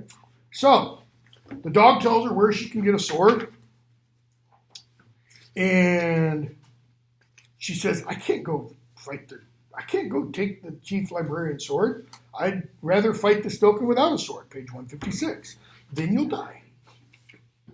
And it'll drink your blood and grow stronger from it, and it'll creep out into the lower reach of the library, and it'll drink other people's blood, and it'll get stronger until, frankly, it drinks all the Klore's blood. And it'll be your fault. There's a little guilt trip for a 14-year-old. Okay? She says, well, you can help me. Your problem. You're Stilken. You let it out, 157. You must deal with the consequences. Well, that's kind of interesting. She doesn't have a mother or father to tell her things like that. We're going to see with these two, same kinds of things. We're going to hear Sam essentially told, it's your problem, you need to deal with it. And Sam's going to try to run away because he doesn't want to deal with his problems or what he perceives as his problems or what he is told are his problems. I'll give you a little clue. They're not actually his problems. There's a bit of a mix-up, okay, which gets resolved in the third book. So she goes down and she takes care of the Stilken. Skipping a bunch. She finds it, she binds it, destroys it essentially, puts it in a little bottle, okay? And in doing so, she finds a book. Bottom of 182. In the skin of a lion. And it's about the making of charter skins. That is, she can learn how to make for herself something that she can slip into, and in doing so, become a different thing. That's like a Dutch, like werewolf. Kind of. Or like a But with a werewolf, you become, were means man. I mean, like the Dutch special forces in like the medieval era. Yeah, They- yeah. Some of them were pretty crazy. Yeah. Okay? It's more like the Scottish silky. Sorry, not silky. Selkie. Selkie. It's a myth. It's a folk tale of these creatures that live in the ocean, and they sometimes come out. They look like seals. They sometimes come out, and they can, if they come out of the ocean, they can come out on land, pull their skin off, and reveal a woman, a female. If someone finds the skin, she is then bound to the person who finds the skin. And usually what happens in the folktales is it's some handsome young fisherman who's single who finds the skin. He marries the Selkie. They have a long and happy life. They have all kinds of children. She accidentally lets one of the children see where her skin, or one of the children accidentally sees where the skin is, tells the mother, and because she's a Selkie, she doesn't belong here. She belongs in the ocean. And even if she's been married for 50 years to her husband and has all kinds of kids, she goes and gets the skin and goes back to the ocean where she belongs. Okay? Really, really, really good film version of something like this called The Secret of Rowan Inish. It's off the west coast of Ireland, I believe. Set in the early 20th century. Really, really good. I'm pretty sure it's on YouTube. Okay? So, she reads about charter skins. And what does the dog tell her? Make one that would be useful for us. Is it Inish or Inish? Inish. I-N-I-S-H. Okay? Got a great Celtic soundtrack to it also. So make something that could be useful. Now we're going to see, I'll give you a little clues, we're going to see she develops a couple of different charter skins. She develops one, if I remember right, for a hawk or an owl. So she can fly. Okay? That's pretty cool, right? would enable you to do a variety of things. Think Bartimaeus, right? He takes all different kinds of forms. He doesn't have to sit there and conjure, right? So, the dog says, something freed the Stilken. Maybe we should figure out what. Part 2. Part 2, not up in the Old Kingdom, but in ENGL. Okay? In the Old Kingdom, it's the 18th year of the restoration of King Touchstone, so 4 years have gone by. So, Elamir is now 18? Yes, she's at least 18. Okay? Or she is 18, because she is 17 months older than Sameth, and he is 1 month shy of his 17th birthday. So she's 18 and a half, and he's almost 17. And we see Sam playing cricket. His team wins. He bowls a 6. I don't understand cricket. I've watched it. It's like Swahili to me. And more boring than watching paint dry. So, they get on their bus to head south, back to where they came from. And what does the bus driver do? Takes a detour. Notice it's not Fred. It's not the usual bus driver. And they realize that.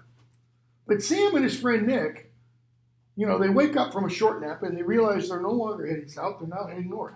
Their teacher is not aware of that. They get him to stop the bus. The guy stops the bus and he runs off into the woods. And they're like, well, that's kind of weird. But he does that when there's a guard station right up ahead. When Sam sees the guard station, he immediately knows. Where are they? Close to the wall. Close to the wall, close to the perimeter. The DMZ, as it were. Okay? What else does Sam pretty immediately know? There's dead nearby. Okay? Picking up with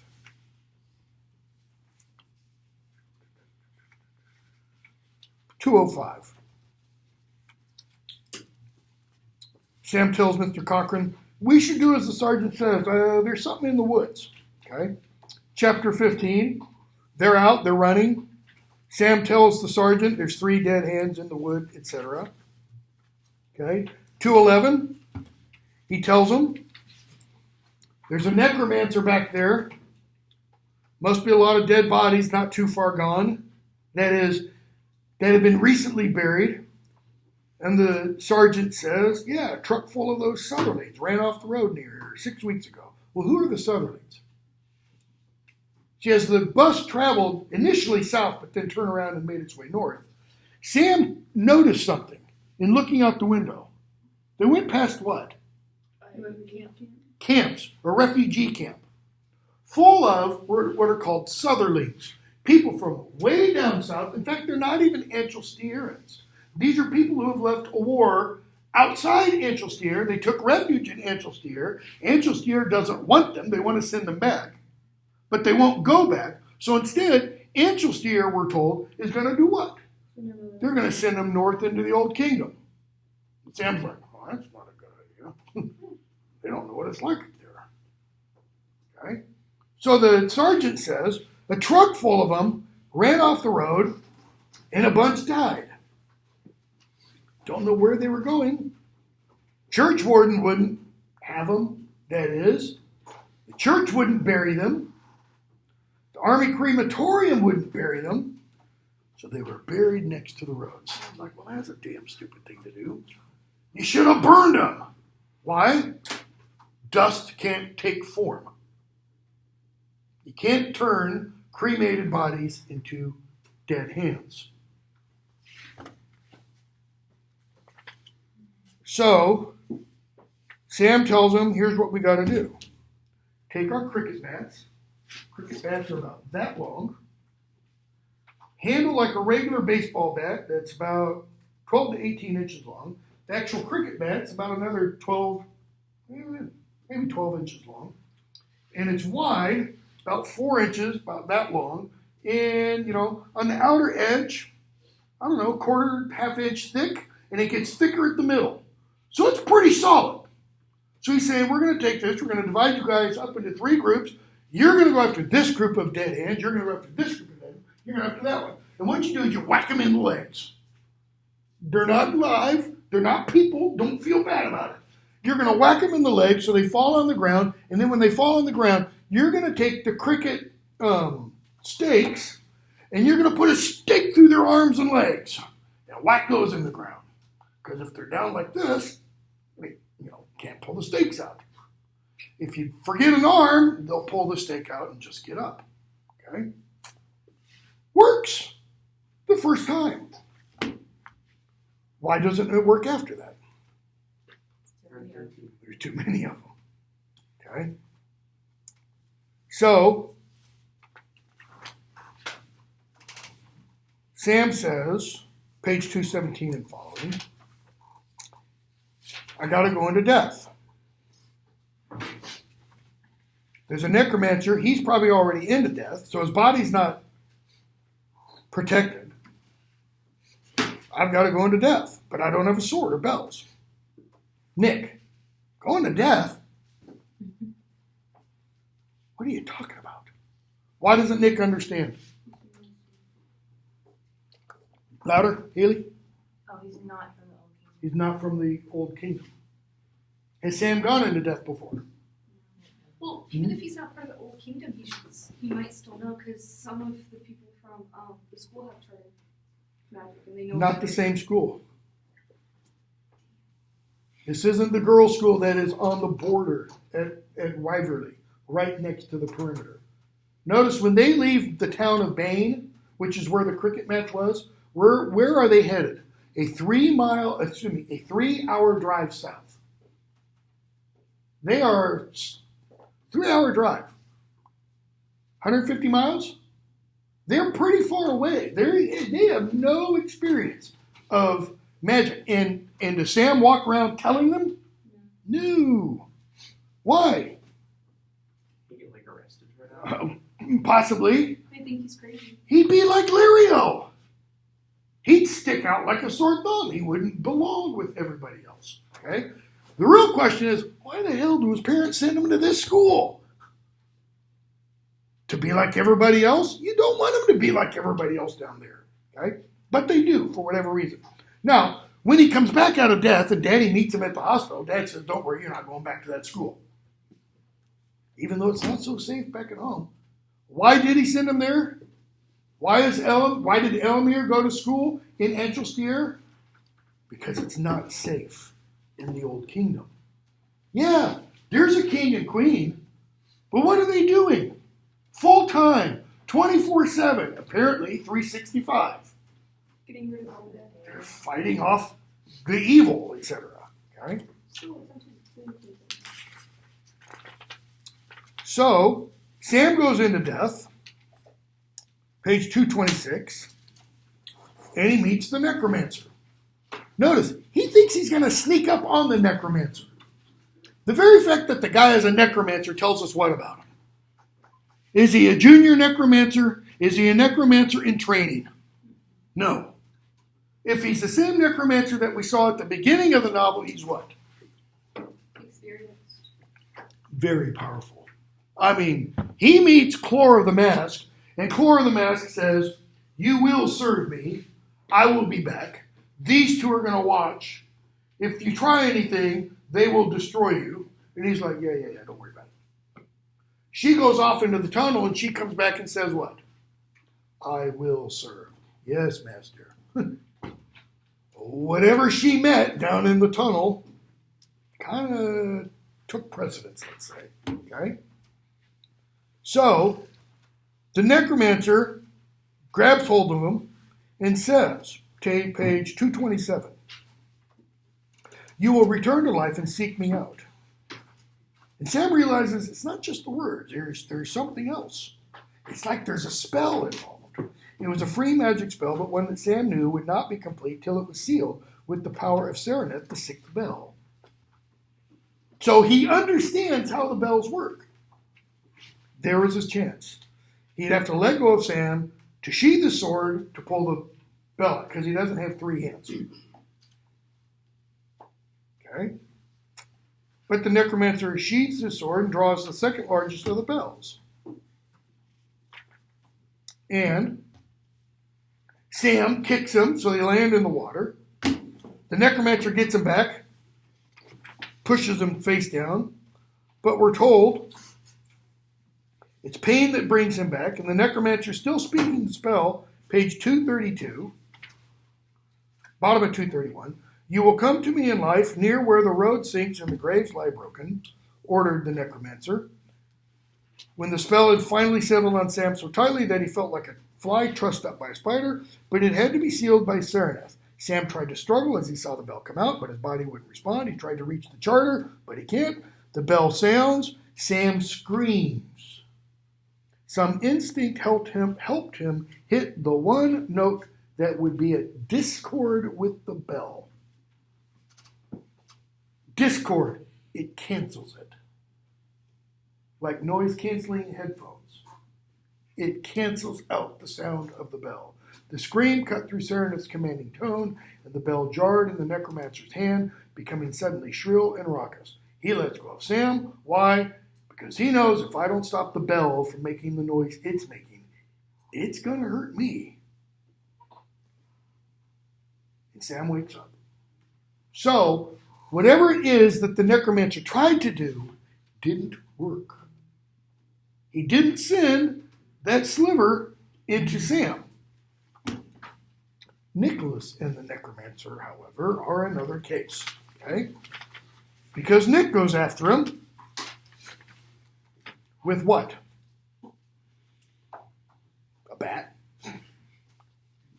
And the necromancer, for 242, says, you have come as ordered. It kind of worked.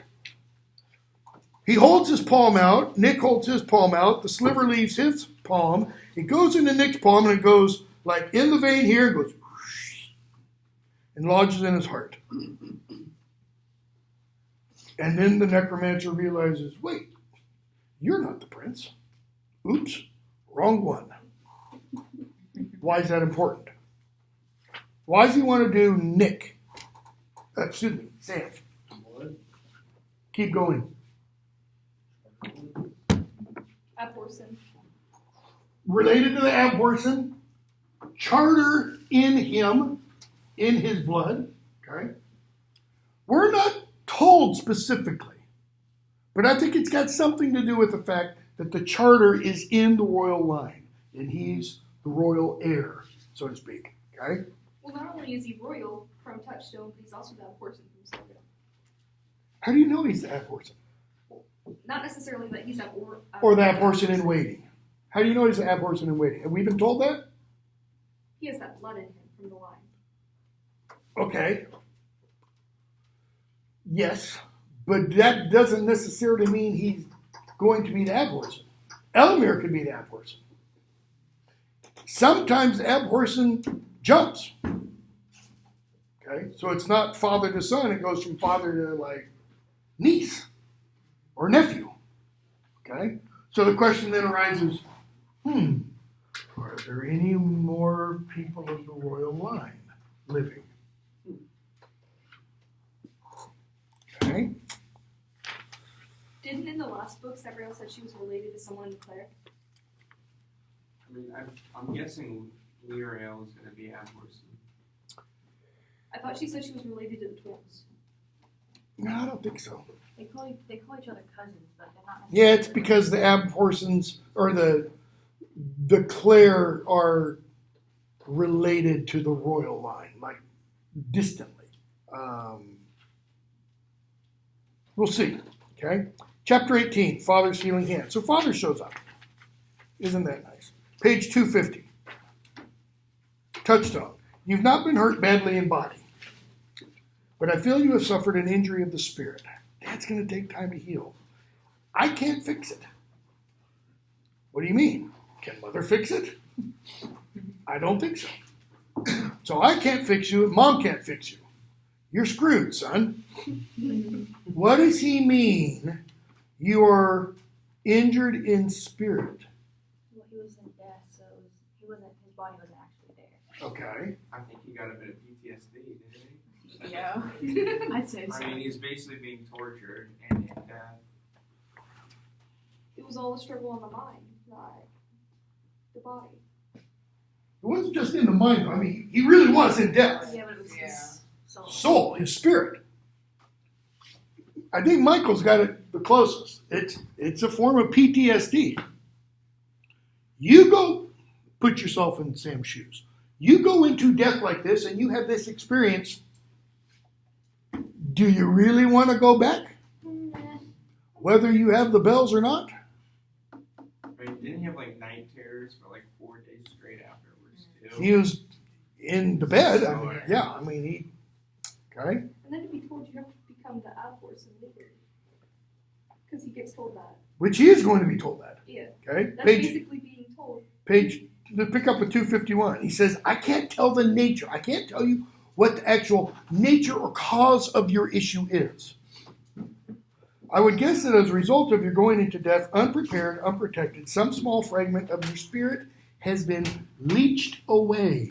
That is, something of you has been taken. It's a guess, though. He doesn't know that for sure. Not much. Enough to make you feel weaker or slower, or, basically less than yourself. Now, I could be wrong here, but this could all just be pop psychology of Pop telling him, here's a reason why you're a weakling. My son wouldn't have a problem doing this. I'm not saying that's the case. But I think it could, temporarily at least, until a better theory is put forth, that is a theory that can be entertained. That he's saying, oh, it's okay, son, I understand something bad happened to you. Boo-hoo. And now you're a little weaker. Okay? Now, we are going to be told, Sam is supposed to be the next Abhorsen. He's being trained to be Abhorsen in waiting. In fact, very shortly after this, they're going to go back up north. They're going to go back to a palace, and Mom's going to give him the Book of the Dead. Read it, son. And it's like he gets within 10 feet of that thing, and he wants to vomit. Well, what did his dad say? Part of you has been leached off into death. Read the Book of the Dead. No. And yet we met somebody who kind of feels drawn to death. Okay? But let's, just for a moment, if Liriel is supposed to be the Abhorsen, one, how? Okay? But two, then, what about Sam? What's his whole purpose then? I mean, literally, what's his purpose for being? Because they all think, his parents and his sister all think, Abhorsen in waiting. No pressure. Who was Cypriel's mother? Because We don't know. Okay. Well, we saw her, but she dead. She died at the very beginning of the first book, in the prologue. She's not named, or she wasn't named. Okay. Is Ariel her sister? Is Ariel whose sister? Cypriel's mother. That I can answer. No, she's not. Okay. We do find out who Liriel's. We know who Liriel's mother is, Ariel. We don't know who Liriel's father is. Okay. Yet. So, Sam, I shouldn't have done it, should I? Shouldn't have gone into death. Nope. No, that's not what he says. Sam says, is mother furious with me? Not at all. Bottom of 251.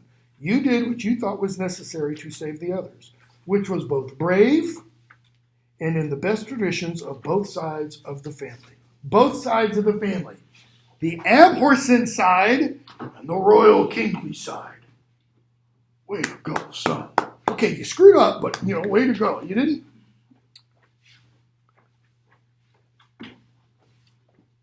Where's Mom? There's a more down. Sam, if she doesn't have to go somewhere else, knowing he was being bitter and childish, but he could have died. And apparently that still wasn't enough for his mother to come and see him. Okay. Yeah, he's being bitter and childish. Okay? What was he willing to do for his friends? Die. He went into death. What is his mother doing for people who aren't her friends? She is fighting off. Okay? Do you get the impression that maybe she never had the talk with her children that her father had with her with his thousand heartbeats left? Maybe she should have, or they should have. Well, they will. We're going to see that conversation. It's not really going to go like they want, but so Sam says 253, sorry, I know she has to do it, being a person, being savior of the world and all, Okay? So he asks about his friend Nick, because Nick was hurt, and they show him the letter, page 255. We're going to see a bunch of letters from Nick in the remainder of this book and in the next book. Or maybe not a bunch, a few. Dear Sam, hope you're soon well enough to read this. I seem to be quite recovered myself, though I admit that the events of our unusual evening are somewhat hazy. I don't really remember it that well. I guess you wouldn't know that I took it in my head to chase down that necromancer fellow you went after first. Wherever it was you went. What with the dark and the rain and perhaps a little too much zing in my step, all I managed to do was fall into the sunken road and knock myself out. Lucky not to break any bones. The doctors say I have some interesting bruises, etc. Army got hold of your pater, your father. He's coming down, etc., etc. He says, I thought I'd come visit you in your old kingdom before I go up to college next spring. My scientific interest has been piqued by those apparently animated corpses in your own exhibition of whatever it was. That is, your exhibition of whatever it was you did. I'm sure you think of it as magic, but Nick says it's what? It can all be explained by science. Nick's going to take the scientific materialist perspective. If it's not understandable, we just haven't investigated it enough. Okay? So he goes on and talks about a variety of things. Okay? So he talks about, some colonels, some captains, etc., etc. We have to keep secret of what happened. They wanted you to sign something. There's problems, etc., etc. And we get the impression his father is what? A pretty high-ranking individual in the Corvera government, the Engelstier government. Okay? So, chapter 19, they ride back home. And we meet Elamir, bottom of 263. Elamir comes to Sam to discuss his schedule, because where are mom and dad? Off fighting bad guys. So she's in charge. She says, I want to discuss your schedule. He's like, my what?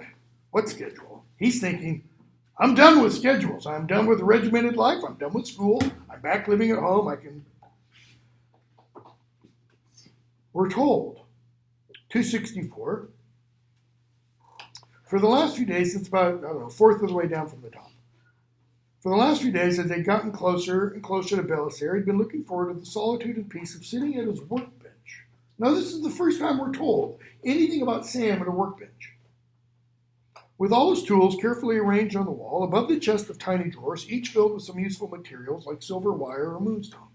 He had managed to survive the last part of the trip by dreaming up new toys and gadgets he would make in his little haven of calm and recuperation.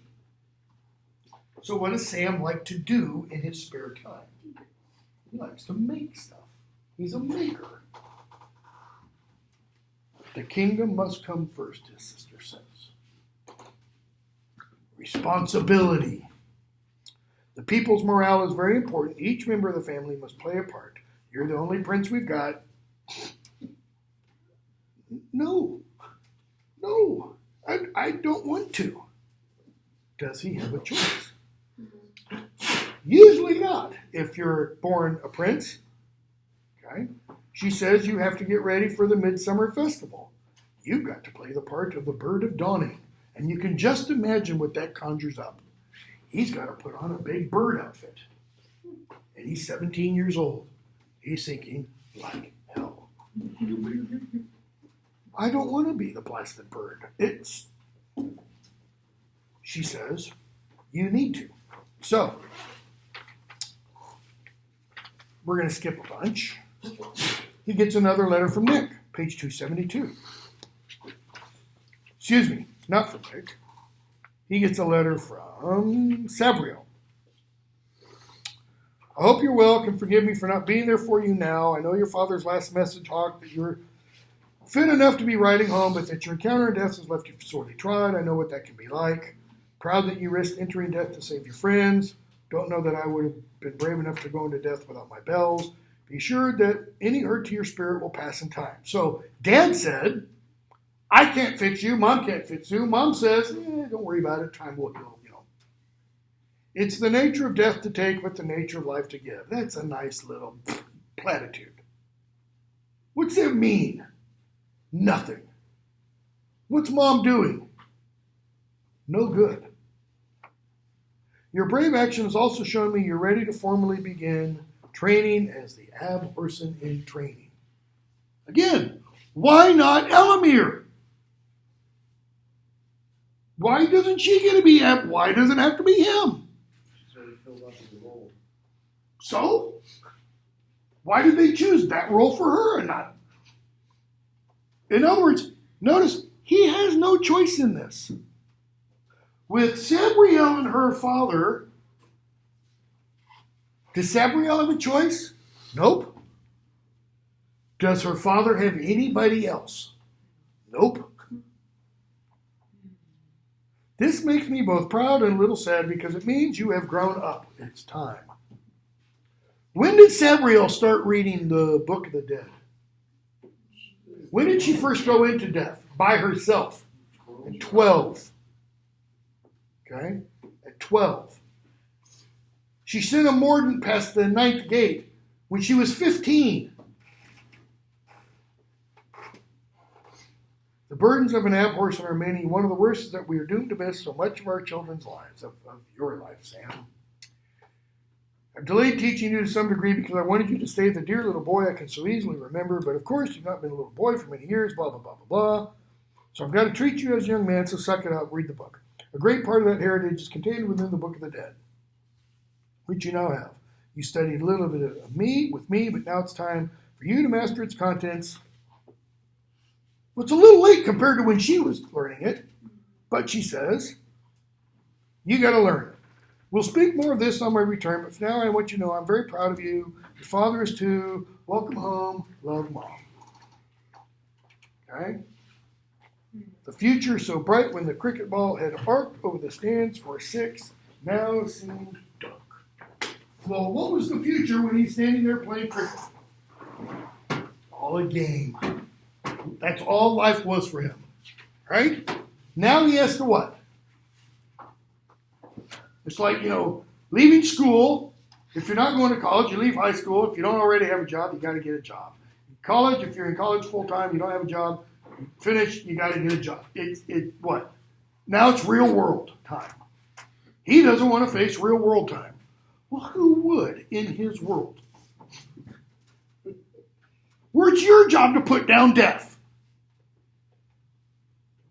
Okay?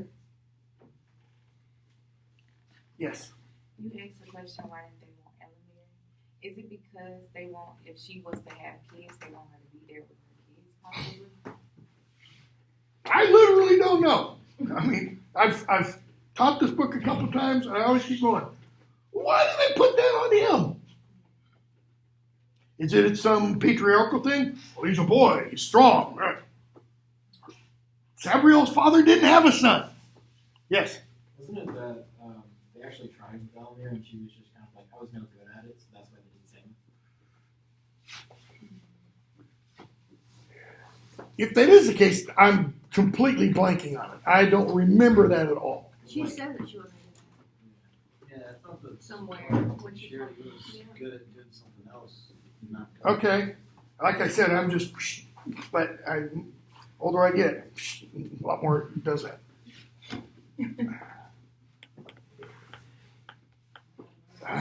Completely black that out. Okay. So notice what Nix now does. The first third of the book, if you want, the first third of the book's all about who? Lyriel. The second part starts with Sam, but then in chapter 20, you kind of expect, okay, so we're going to be about Sam and Sam's family, and then the third part's going to be somehow bringing them together. But nope, that happens in the middle of the second part. To celebrate her 19th birthday, so how many years have gone by? She turned 14, first part. 5 years have gone by. She's still working in the library. What do you guess has happened in the last 5 years? So, what do you mean by a lot stronger? Like, because if she's in there and learning spells and, you know. She's been down to those old levels. So, she and the dog decide to explore somewhere special. The jagged hole in the pale green rock where the main spiral of the Great Library came to a southern end. So it's too small for her to enter. So she learns all these different charter skins. Okay. They go through.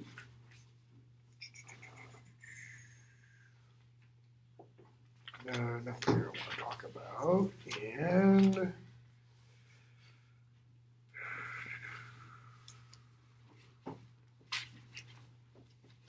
page 287.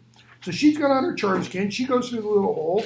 The dog goes through. It's like the dog's shape as it goes through. Okay. And she's still wondering, what is this dog? And they go into a room, page 288, and the dog says, this room is old. Lyriel, yep. It's lit by charter marks. There's not a light in there, but it's charter marks. There's a door on the far wall, and they go through it. Or they go to it, at least. Okay? So she goes through. They go through. She's thinking we're going to miss dinner and such. 291, the dog says, let's try the door. Chapter 21, beyond the doors of wood and stone. Lyriel goes to the redwood door, redwood, not redwood, and then stops. Charter magic flares in front of her. She looks up and there's a sending, one of those magical beings, standing in front of her. Okay? Sending lifts its sword. Kind of like back off. She flinches this time. Okay? So, it lets her through. Page 294. Dog says, pass that test. You can open the door now. I'm not sure I want to. Maybe we should go back. Come on. We got this far. Page 295. Am I a daughter of the Klore? She asks, tears starting in her eyes. It knew I'm not a Klore. It was going to kill me, she says. Dog. But it didn't, because you are a Klore, idiot. You've seen the hunting dogs. How every now and then one will be born with floppy ears or have a brown back instead of gold. They're still part of. She goes, but I don't see the future. Dogs are still dogs, whether they have floppy ears or straight ears, you know. Would the pack accept a dog that couldn't smell? You can smell. Besides, you have other gifts. None of the others are half the charter mage you are. All right? Notice in saying that, he's telling her there's something unique about you that's not unique about the other Klore. She says, no, but charter magic doesn't count. That is, it's not really useful for the Klore. It's the sight that makes the Klore. Without it, I am nothing. Or, with charter magic, I am something, just not Klore. Or maybe the way we should pronounce that is more like clear. Klore, like in clarify, means to make clear. See, the sight is supposed to make things clear, but it doesn't always, does it? Sometimes it makes it even more foggy. Okay? The dog. Well, perhaps there are other things you can learn. You might find something else. And she says, oh, what? Embroidery? Why? Because she's thinking 19 years old, woman, you're going to go all, patriarchal on me. Dog. That is self-pity. And there's only one way to deal with that. And he bites her. Why does he bite her? So now she's angry instead of sad. Okay. Why else? To wake up. Yeah. Yeah. You were being pathetic. Now you're just cross, which is an improvement. Okay? So, she gets the other door. Okay, smarty pants dog. So how do I open this door? She'd been leaning against the door. Dog says, give it a push. She pushes, the door groans. She pushes more forcefully, and it slides back. And the dog says, when she hears a noise, $2.99, the door just said, hello. What? Dog runs in. How can a door say hello? Okay. Skip a bunch. Page 301. The dog says the door is a grave door. It's a crypt. Is it? It's got my name on it. Lyriel sees her name on her tomb. Because that's what a crypt is. Long pause. Dog says, let's think about this now. You think someone went to all the trouble to make you a crypt 1,000 years ago on the off chance you might turn up one day, walk in, and have a convenient heart attack. What's the possible one element of truth in what the dog says? Seeing that they are where the Klore are. They did see her. Someone could have seen you 1,000 years ago, and because of what they saw, they built this room. No, I don't think that's what you mean. So, he says, presuming this is actually the door to a crypt, where's the name? May I ask where the name Lyriel is? She says, well, I had a great aunt.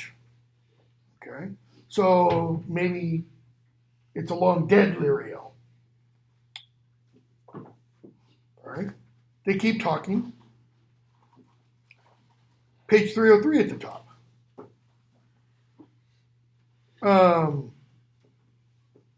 Lyriel asks, bottom of 302, what did it say then? The dog, top of 303. Something quite different. With satisfaction, as light bloomed from Lyriel's fingertips, falling cleanly on the door. This time Lyriel looked long at the carved letters, her hands touching the deep-etched stone. Her forehead wrinkled as she read the words again and again, as if she couldn't quite put the letters together into a sensible word. I don't understand. It doesn't say Lyriel's grave. It says Lyriel's path. Well, that doesn't make any sense. Guess you should go through then. If it says Lyriel's path, then what's that mean? This is your way. This is your road. What has she felt all the time among the Klore? She didn't fit in. She doesn't fit in. She doesn't belong. Maybe this is the way she will fit in. Maybe this is her way out. Okay? Even if you're not the Lyriel whose path it is, you are a Lyriel, which... She says, shut up. Bottom of 303.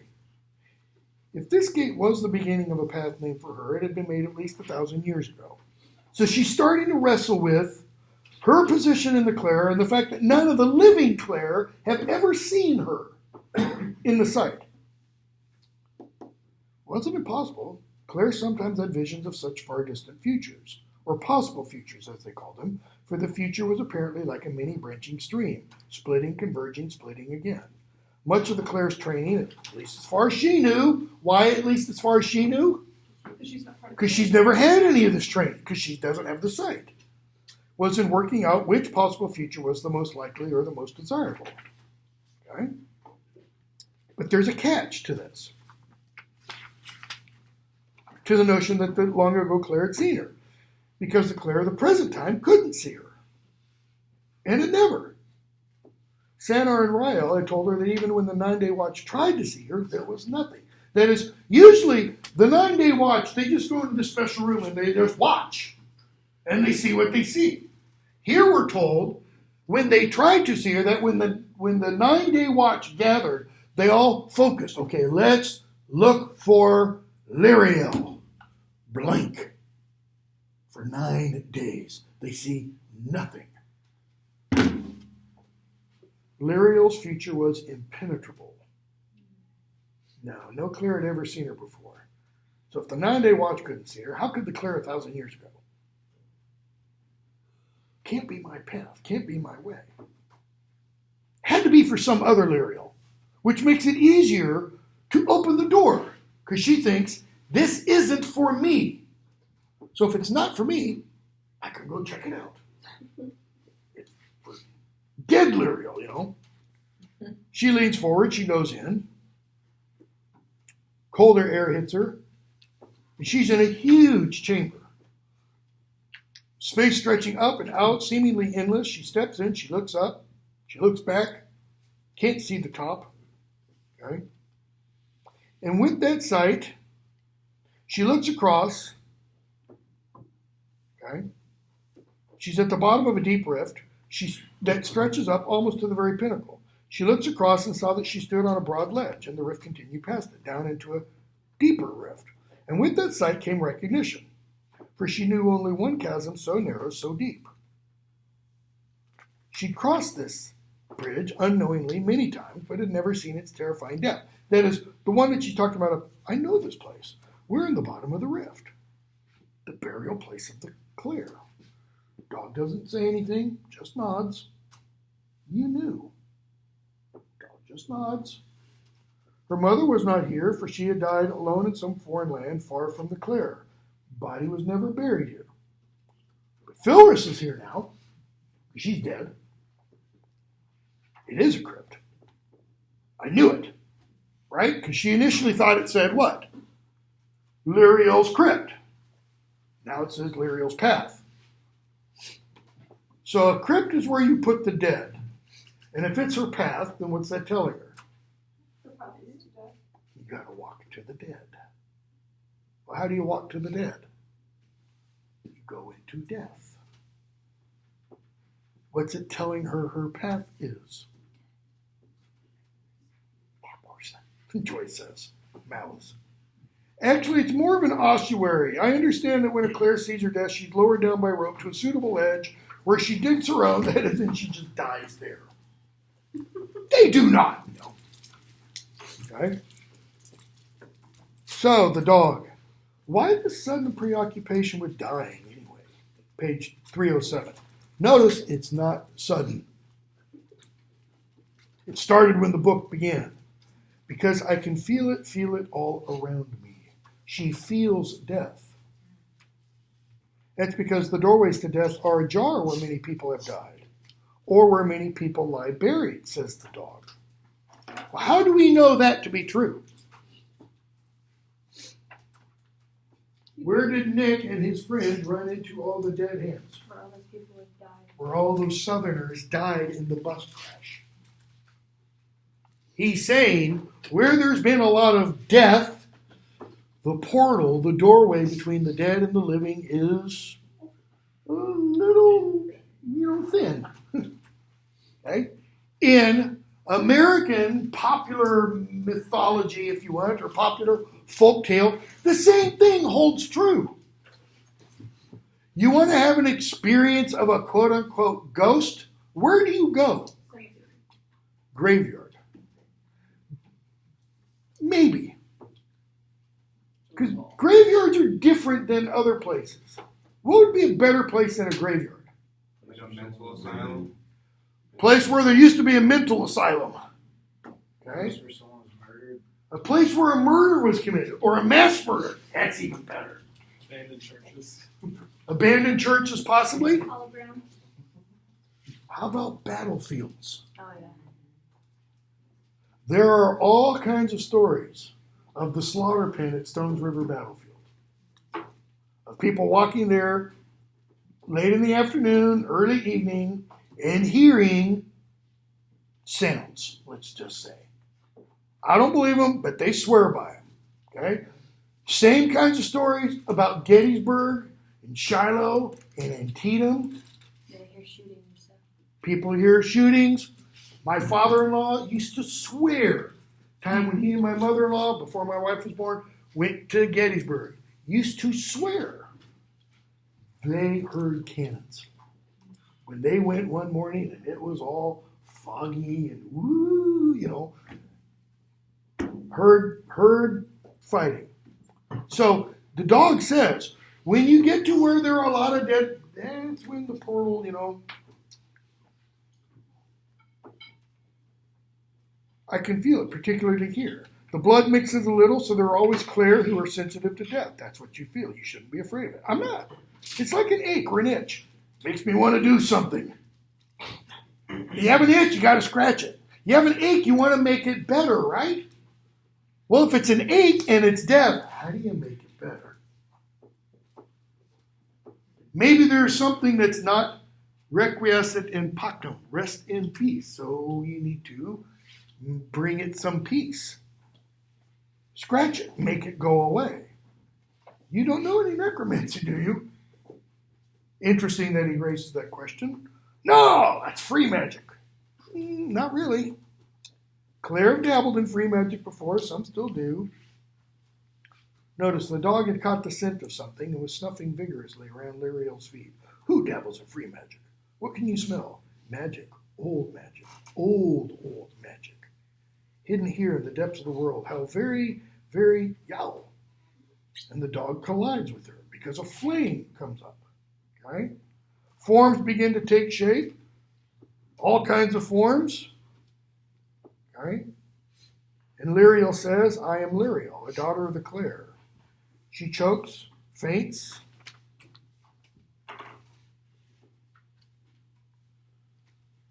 And they see lights. Like runway lights, you know, guiding them. It must be Liriel's path. Dog, you go first. And they do, and we see the dog cite a poem, okay, which I'm not going to talk about. Turns out, where they are is the source. If you turn and look at the map at the beginning of the book, it's the source of the major river that runs north to south throughout all of the Old Kingdom, just about, okay? Which is going to become very important for the latter. Am I confusing that? No, for the latter half of this book. And we see some in, am I right there? Am I getting all, yeah. For the latter half of this book, she's going to get on that river, okay? So, chapter 20 through 22, Power of Three. They get to the end of the bridge. There's another door. It opens when she touches it. 316. And Liriel notices again free magic. She goes across the threshold. The door slams. The dog tells her, don't move. Smell of free magic grew stronger. She could feel charter magic building too, bottom of 317. She looks all around. There's just magic all over the place. Lights. Okay. In the middle of the room, a redwood table, page 319. A redwood table stood in solitary splendor. Slender legs ending in silver three-toed feet. It's got a polished surface. On the table are three items. 1, 2, 3, like that. First one, metal case, about the size of Liriel's palm. Second, what looked like metal panpipes. You know what panpipes look like? Right? Mm-hmm. Oh yeah, right there. Tell you how observant I am. It's not really how most panpipes look like, but okay.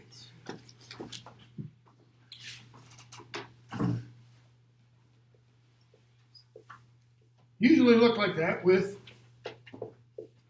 mouthpieces here, right? Called panpipes because they're kind of pipes played by the Greek god Pan. Okay? Not because they're in the shape of a pan or something. Okay? So, the panpipes and a book bound in deep blue leather. It's a small book in comparison to the panpipes. And she looks at him. Dog says, off you go. Pick them up. Come on, that's what we're here for. She's like, what do you mean? These aren't mine. They don't say Liriel's pipes, you know. The door's open for you. The path lit up for you. The guardians here didn't destroy you. Whatever's on that table must be meant for you, which equally means it's not meant for me. So I'm going to sit down, or lie down, actually. Wake me up when it's time to go. Meaning, wake me up when you pick them up so we can leave. No, you can't. Wake me up. So, she looks down at the dog. She looks at the table. She thinks of all the other dangerous things that have happened over the last few years. She knows these things have got to be magical. The walls, the floor, everything in this room is magical. And she's thinking, how can these be for me? I've never been here. Nobody knows I would be here. Suddenly made dizzy by the thought, she opens her eyes again, and there's charter marks flowing against her skin, page 321, into her breath, swimming in her blood. Free magic floated between the marks. So charter marks and free magic, free magic, floating in or out. The dog has flea magic, you know.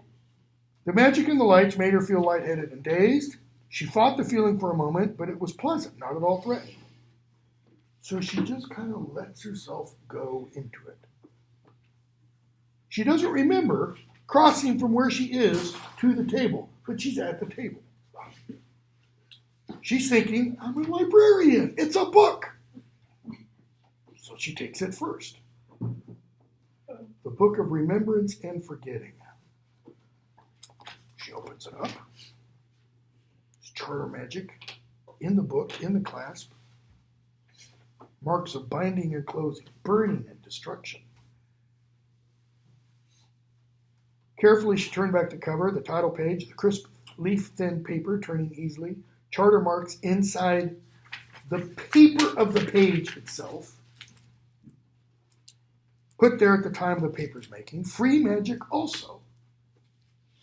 See, this is totally foreign.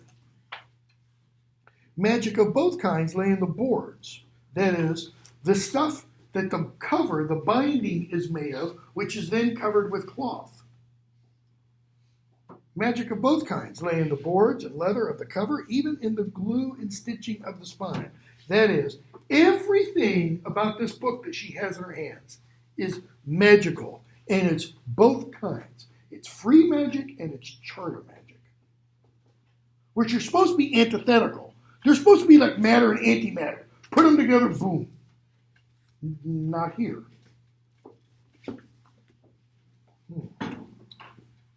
Most of all, there is magic and power in the type. The letter forms themselves are magical. Liriel had seen similar, if less powerful books like In the Skin of a Lion. You could never truly finish reading such a book, for the contents changed at need. See, remember what we talked about one other time. Have you ever read a book more than once? Well, why do you? Because it changes. Well, not literally.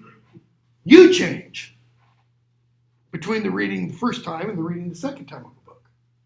Here, she's saying even the forms of the letters are magical. So she stands there and she starts to read. And the lights dance around. And she reads the first page, then the next one, and soon she realizes she finishes the first chapter and she keeps reading. Hours later, or even days, she lost knowledge of time. She closes the book. She stood there reading the whole book. Dog's asleep. She draws back at the snap when she closes it, but doesn't leave the table. Instead, she picks up the pipes. She holds them to her lips, but she doesn't blow. They were more than they appeared. They're not just pipes. The book told her how the pipes were made. They told her how they should be used. They told her, and now she knew that the charter marks that moved in the silver were only a veneer on the free magic that lurked within. Well, what's a veneer? This is a veneer. It's called a laminate. Okay?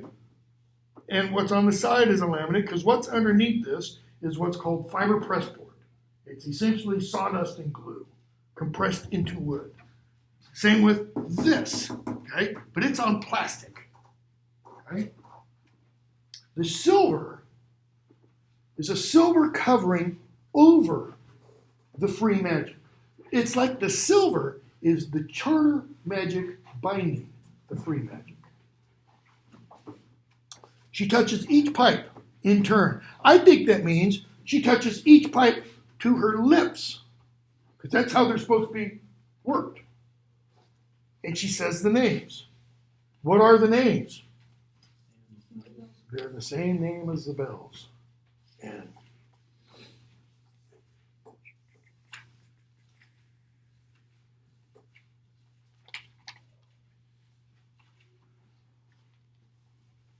yeah, I don't want to talk about it yet. You can look at the epilogue. It gives you a little hint. Doesn't name them, but the things that are referred to in the epilogue ultimately have the same names as the bells. And we'll see why later. So she touches them, and then she picks up the last thing. The metal case, also silver. Okay? The latter were similar, the charter marks on it, the latter were similar to those on the book, all threatening retribution if the box were opened by someone not of the true blood. What true blood? It didn't say which particular blood, but Lyriel thought, if the book opens for me, pretty good shot, pretty good chance the metal case will open too. She touches it, she opens, or she tries to, but the case remains shut. She thought, maybe the book's wrong. She shut her eyes, she presses the catch. The catch is like a little button to make it pop open, like, the buttons on suitcases. You press it and the latch pops open. Nothing terrible happened, but the case shivered. She opens her eyes. It sprung open into two halves, hinged in the middle like a small mirror to be balanced on a shelf or table. She opens it all the way. She looks at it. One side silver. What is that other side? Where the bright reflective surface of a mirror would be, there was a non-reflective rectangle of nothing. Ooh, I never thought about that. What is that other series that does the exact same thing? There's another book series. It's not Nick's. Where you have almost literally the exact same image. The only difference in that other series is you have these two, they're mirror images, but they're both utter darkness. They're both nothingness, okay? And I'm trying to complete blank as to what the title of the series is. Anyways, so there's one, silver, and the other one a piece of absolute darkness, a shape of something made from the total absence of light. Where have we seen something like that before? The void thing that she made. The globe of utter darkness that the dog came out of. Okay? It was utter darkness. And then what happened? Little pinpricks of light. And the little pinpricks of light got so bright she had to shut her eyes. And then when she opened her eyes again, the globe, the metal dog, the desk were all gone. What was left? The disreputable dog. I never noticed that before. Never caught that before. The Book of Remembrance and Forgetting called it a dark mirror. Lyriel had read how it could be used, but the dark mirror would not work in this room or in any part of the world of life. So if you can't use it in the world of life, where can you use it? You gotta go into death. And she had no intention of going there. Even if the book professed to show her how to come back. So the book told her, this is what you need to do. Death was the province of the Abhorsen. the Klore, yes. Is the Book of Remembrance and Forgetting similar to the Book of the Dead? Similar, yes. Not the same. Okay? Even though the peculiar use of the dark mirror could possibly be related to the Klore's gift of sight. So she closes the dark mirror, and she walks back to the disreputable dog. Time for the two of them to have a very serious talk about what was going on. Why? What does she think about the dog? It can explain everything. The book, the dark mirror, the panpipes had lain here for 1,000 years or more, waiting in the dark for someone the Klore of long ago had known would come, waiting in the dark for a woman named Muriel, waiting for her. Meanwhile, back in Belisar, Prince Sameth stood shivering. Okay.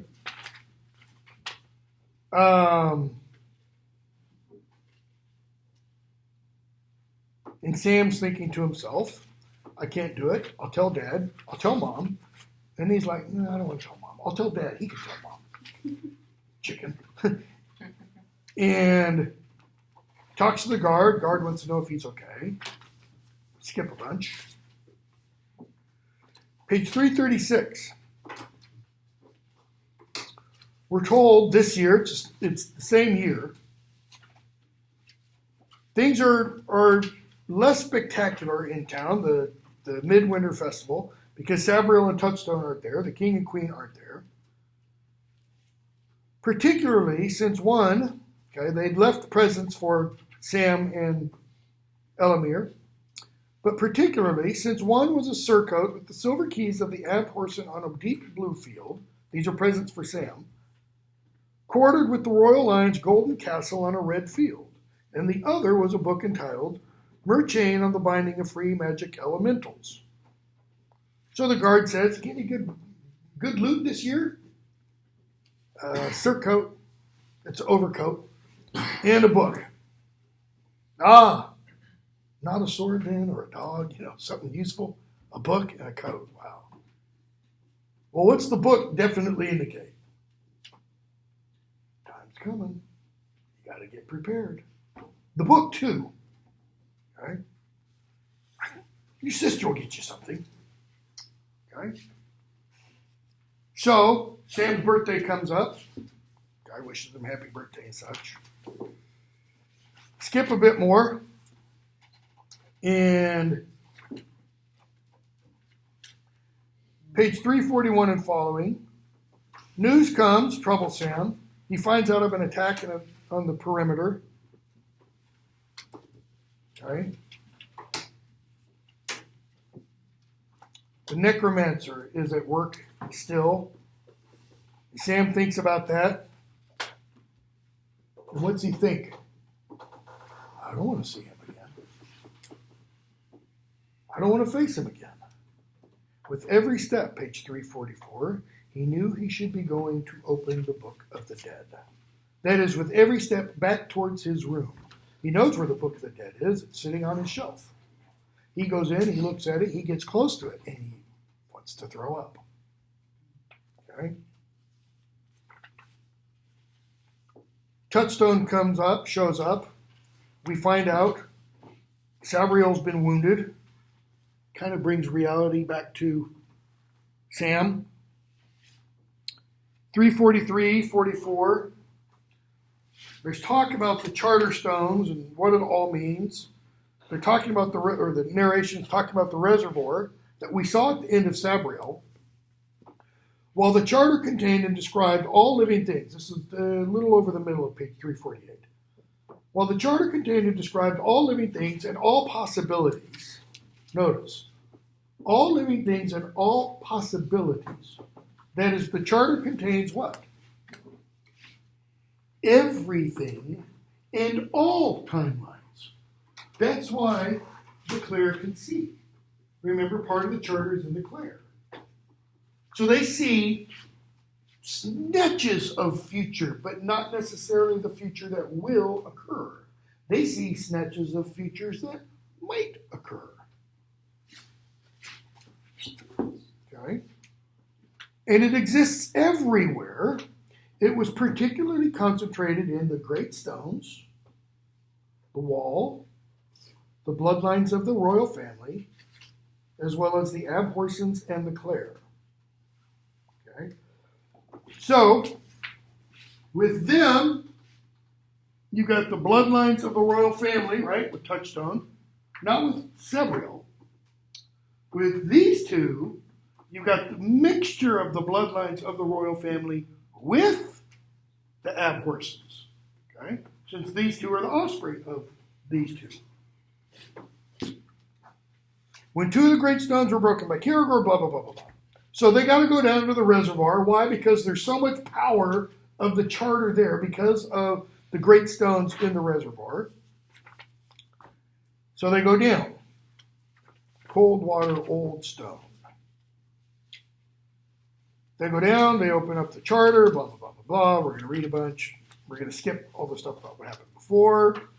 And we talk about what's going on in Angelstier. Page 362. Sabriel. So we can now talk of without fear being heard by natural ears or other means. So they're in the middle of the reservoir. She takes Sam's hand, Elamir's, holds him tight. Your father and I are certain that the Sutherlands were brought across the wall to be killed. So all those refugees are being brought over to be slaughtered by a necromancer who has used those bodies to house dead spirits who owe him allegiance. Only free magic sorcery can explain how the bodies and all other traces have disappeared, unseen by our patrols or the Klore sight. See, the Klore don't see dead. If all these Sutherlands were working over near the Red Lake where the lightning strikes are going on, the Klore would see that. But because they're all dead, okay? So they talk about what the Klore can't see, etc., etc. They talk about Klore the Mask. Talk about the Necromancer, 364, must have raised a great power over the wall, okay? Sabriel says, I think I underestimated Klore. She may have evaded me at the last. I made her walk beyond the 6th gate, but I was tired. I didn't follow her all the way to the 9th. Probably smart. I should have. Klore was old. Old, page 364 at the bottom. Old enough for other Abhorsons to have encountered her in the past.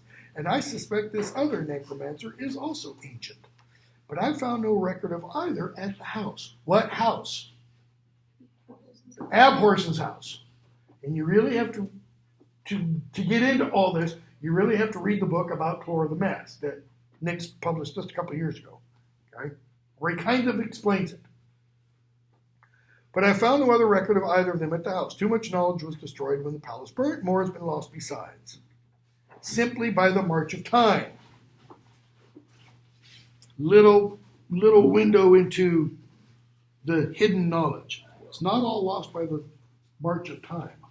Some of it's intentionally lost because of what I said earlier about Klore having been an Abhorson. Okay? So, they have a family conference, and we're going to stop pretty soon. Silence greets Sabriel's words. Kids are just trying to wrap their heads around it. Sam's still thinking, Mom's injured. Things are going out of control. I've got to step up. Page 368. Touchstone says, in our absence, right in the middle, in our absence, Elamir will continue as co-regent with Jal Oren. That is, they will rule in our stead. Sameth, you will assist her, but most important, you have to continue in your studies in the Book of the Dead. Sabriel says, oh, by the way, I have something for you. Sam opens the pack that Sabriel hands to him. There's an oilskin wrapped package in the pack. I found these at the house, or the sending sent them out. Very, very, very old. I don't know who bore them first. I would have asked Mogget, but he's still asleep. Okay? So what are they? bells. So now he has the Book of the Dead. He's got the surcoat. He's got the bells. What else does he need? Sword. When does he get the sword? Probably at the end of book 3. Okay. No. When should he get the sword? As Abhorsen in waiting. When mom dies. Doesn't really want to make him become Abhorsen. Okay? Sam, later. I'll look at him later, Mom. Gee, thanks. Top of 370. She says, I'm glad the bells have come. Most Abhorsens before me worked with their successors, sometimes for many years, as I hope we will work together. According to Mogget, my father trained with his aunt for nearly a decade. See, he didn't get it just directly in line from a parent. I've often wished I had the same opportunity. I'm going to need your help, Sam. Now, talk about putting the pressure on. Okay? 371. I'm not ready. I haven't finished the book yet. Oh, come on, you know more than you think. I haven't read the book, Mom. Okay?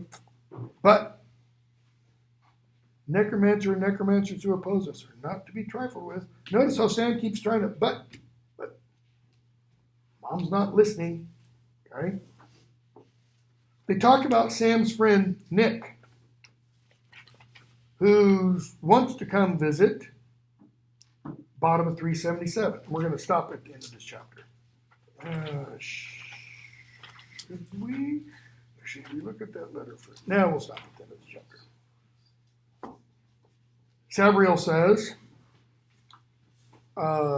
when Sam tells them, I wish you weren't going. Being the Abhorsen is a weighty responsibility, one that I understand you're wary of shouldering, even when it is shared with me. But it is your destiny, Sam. Destiny, fate. You have no choice. Not quite true. Does the walker choose the path or the path the walker? Sam doesn't know what that means. How do we know? He hasn't even seen it yet. He's not read the book. So you only get to read that line when you've read everything else in the book. And once you've read everything else in the book, then that line should make some sense. Now, when Sabriel quotes it at the beginning of her book, she doesn't fully understand it. She's finished the book, which is why Mogget, when she gets to Abhorsen's house, tells her, read it again. Okay? I am sure you will do very well, and we will soon all be together again, speaking of happier things. Sam, so when are you guys leaving? Tomorrow. Read the book, son. Need your help. Touchstone. We would stay longer, but duty calls, as always, and we must answer. And Sam's thinking, what? Duty sucks, man. Because we never spend time as a family, and I get all this stuff thrust on me. Okay, has anybody finished this? I'm just curious. About 4 or 5. Okay. Well, we definitely will next Thursday, and we have to get some, hopefully, into Abhorsen. But you are going to find, give you a little hint, Sam is not the Abhorsen in training. Don't you know who? Well, Eleanor does a pretty damn good job. So. All right. I'll have your papers for you.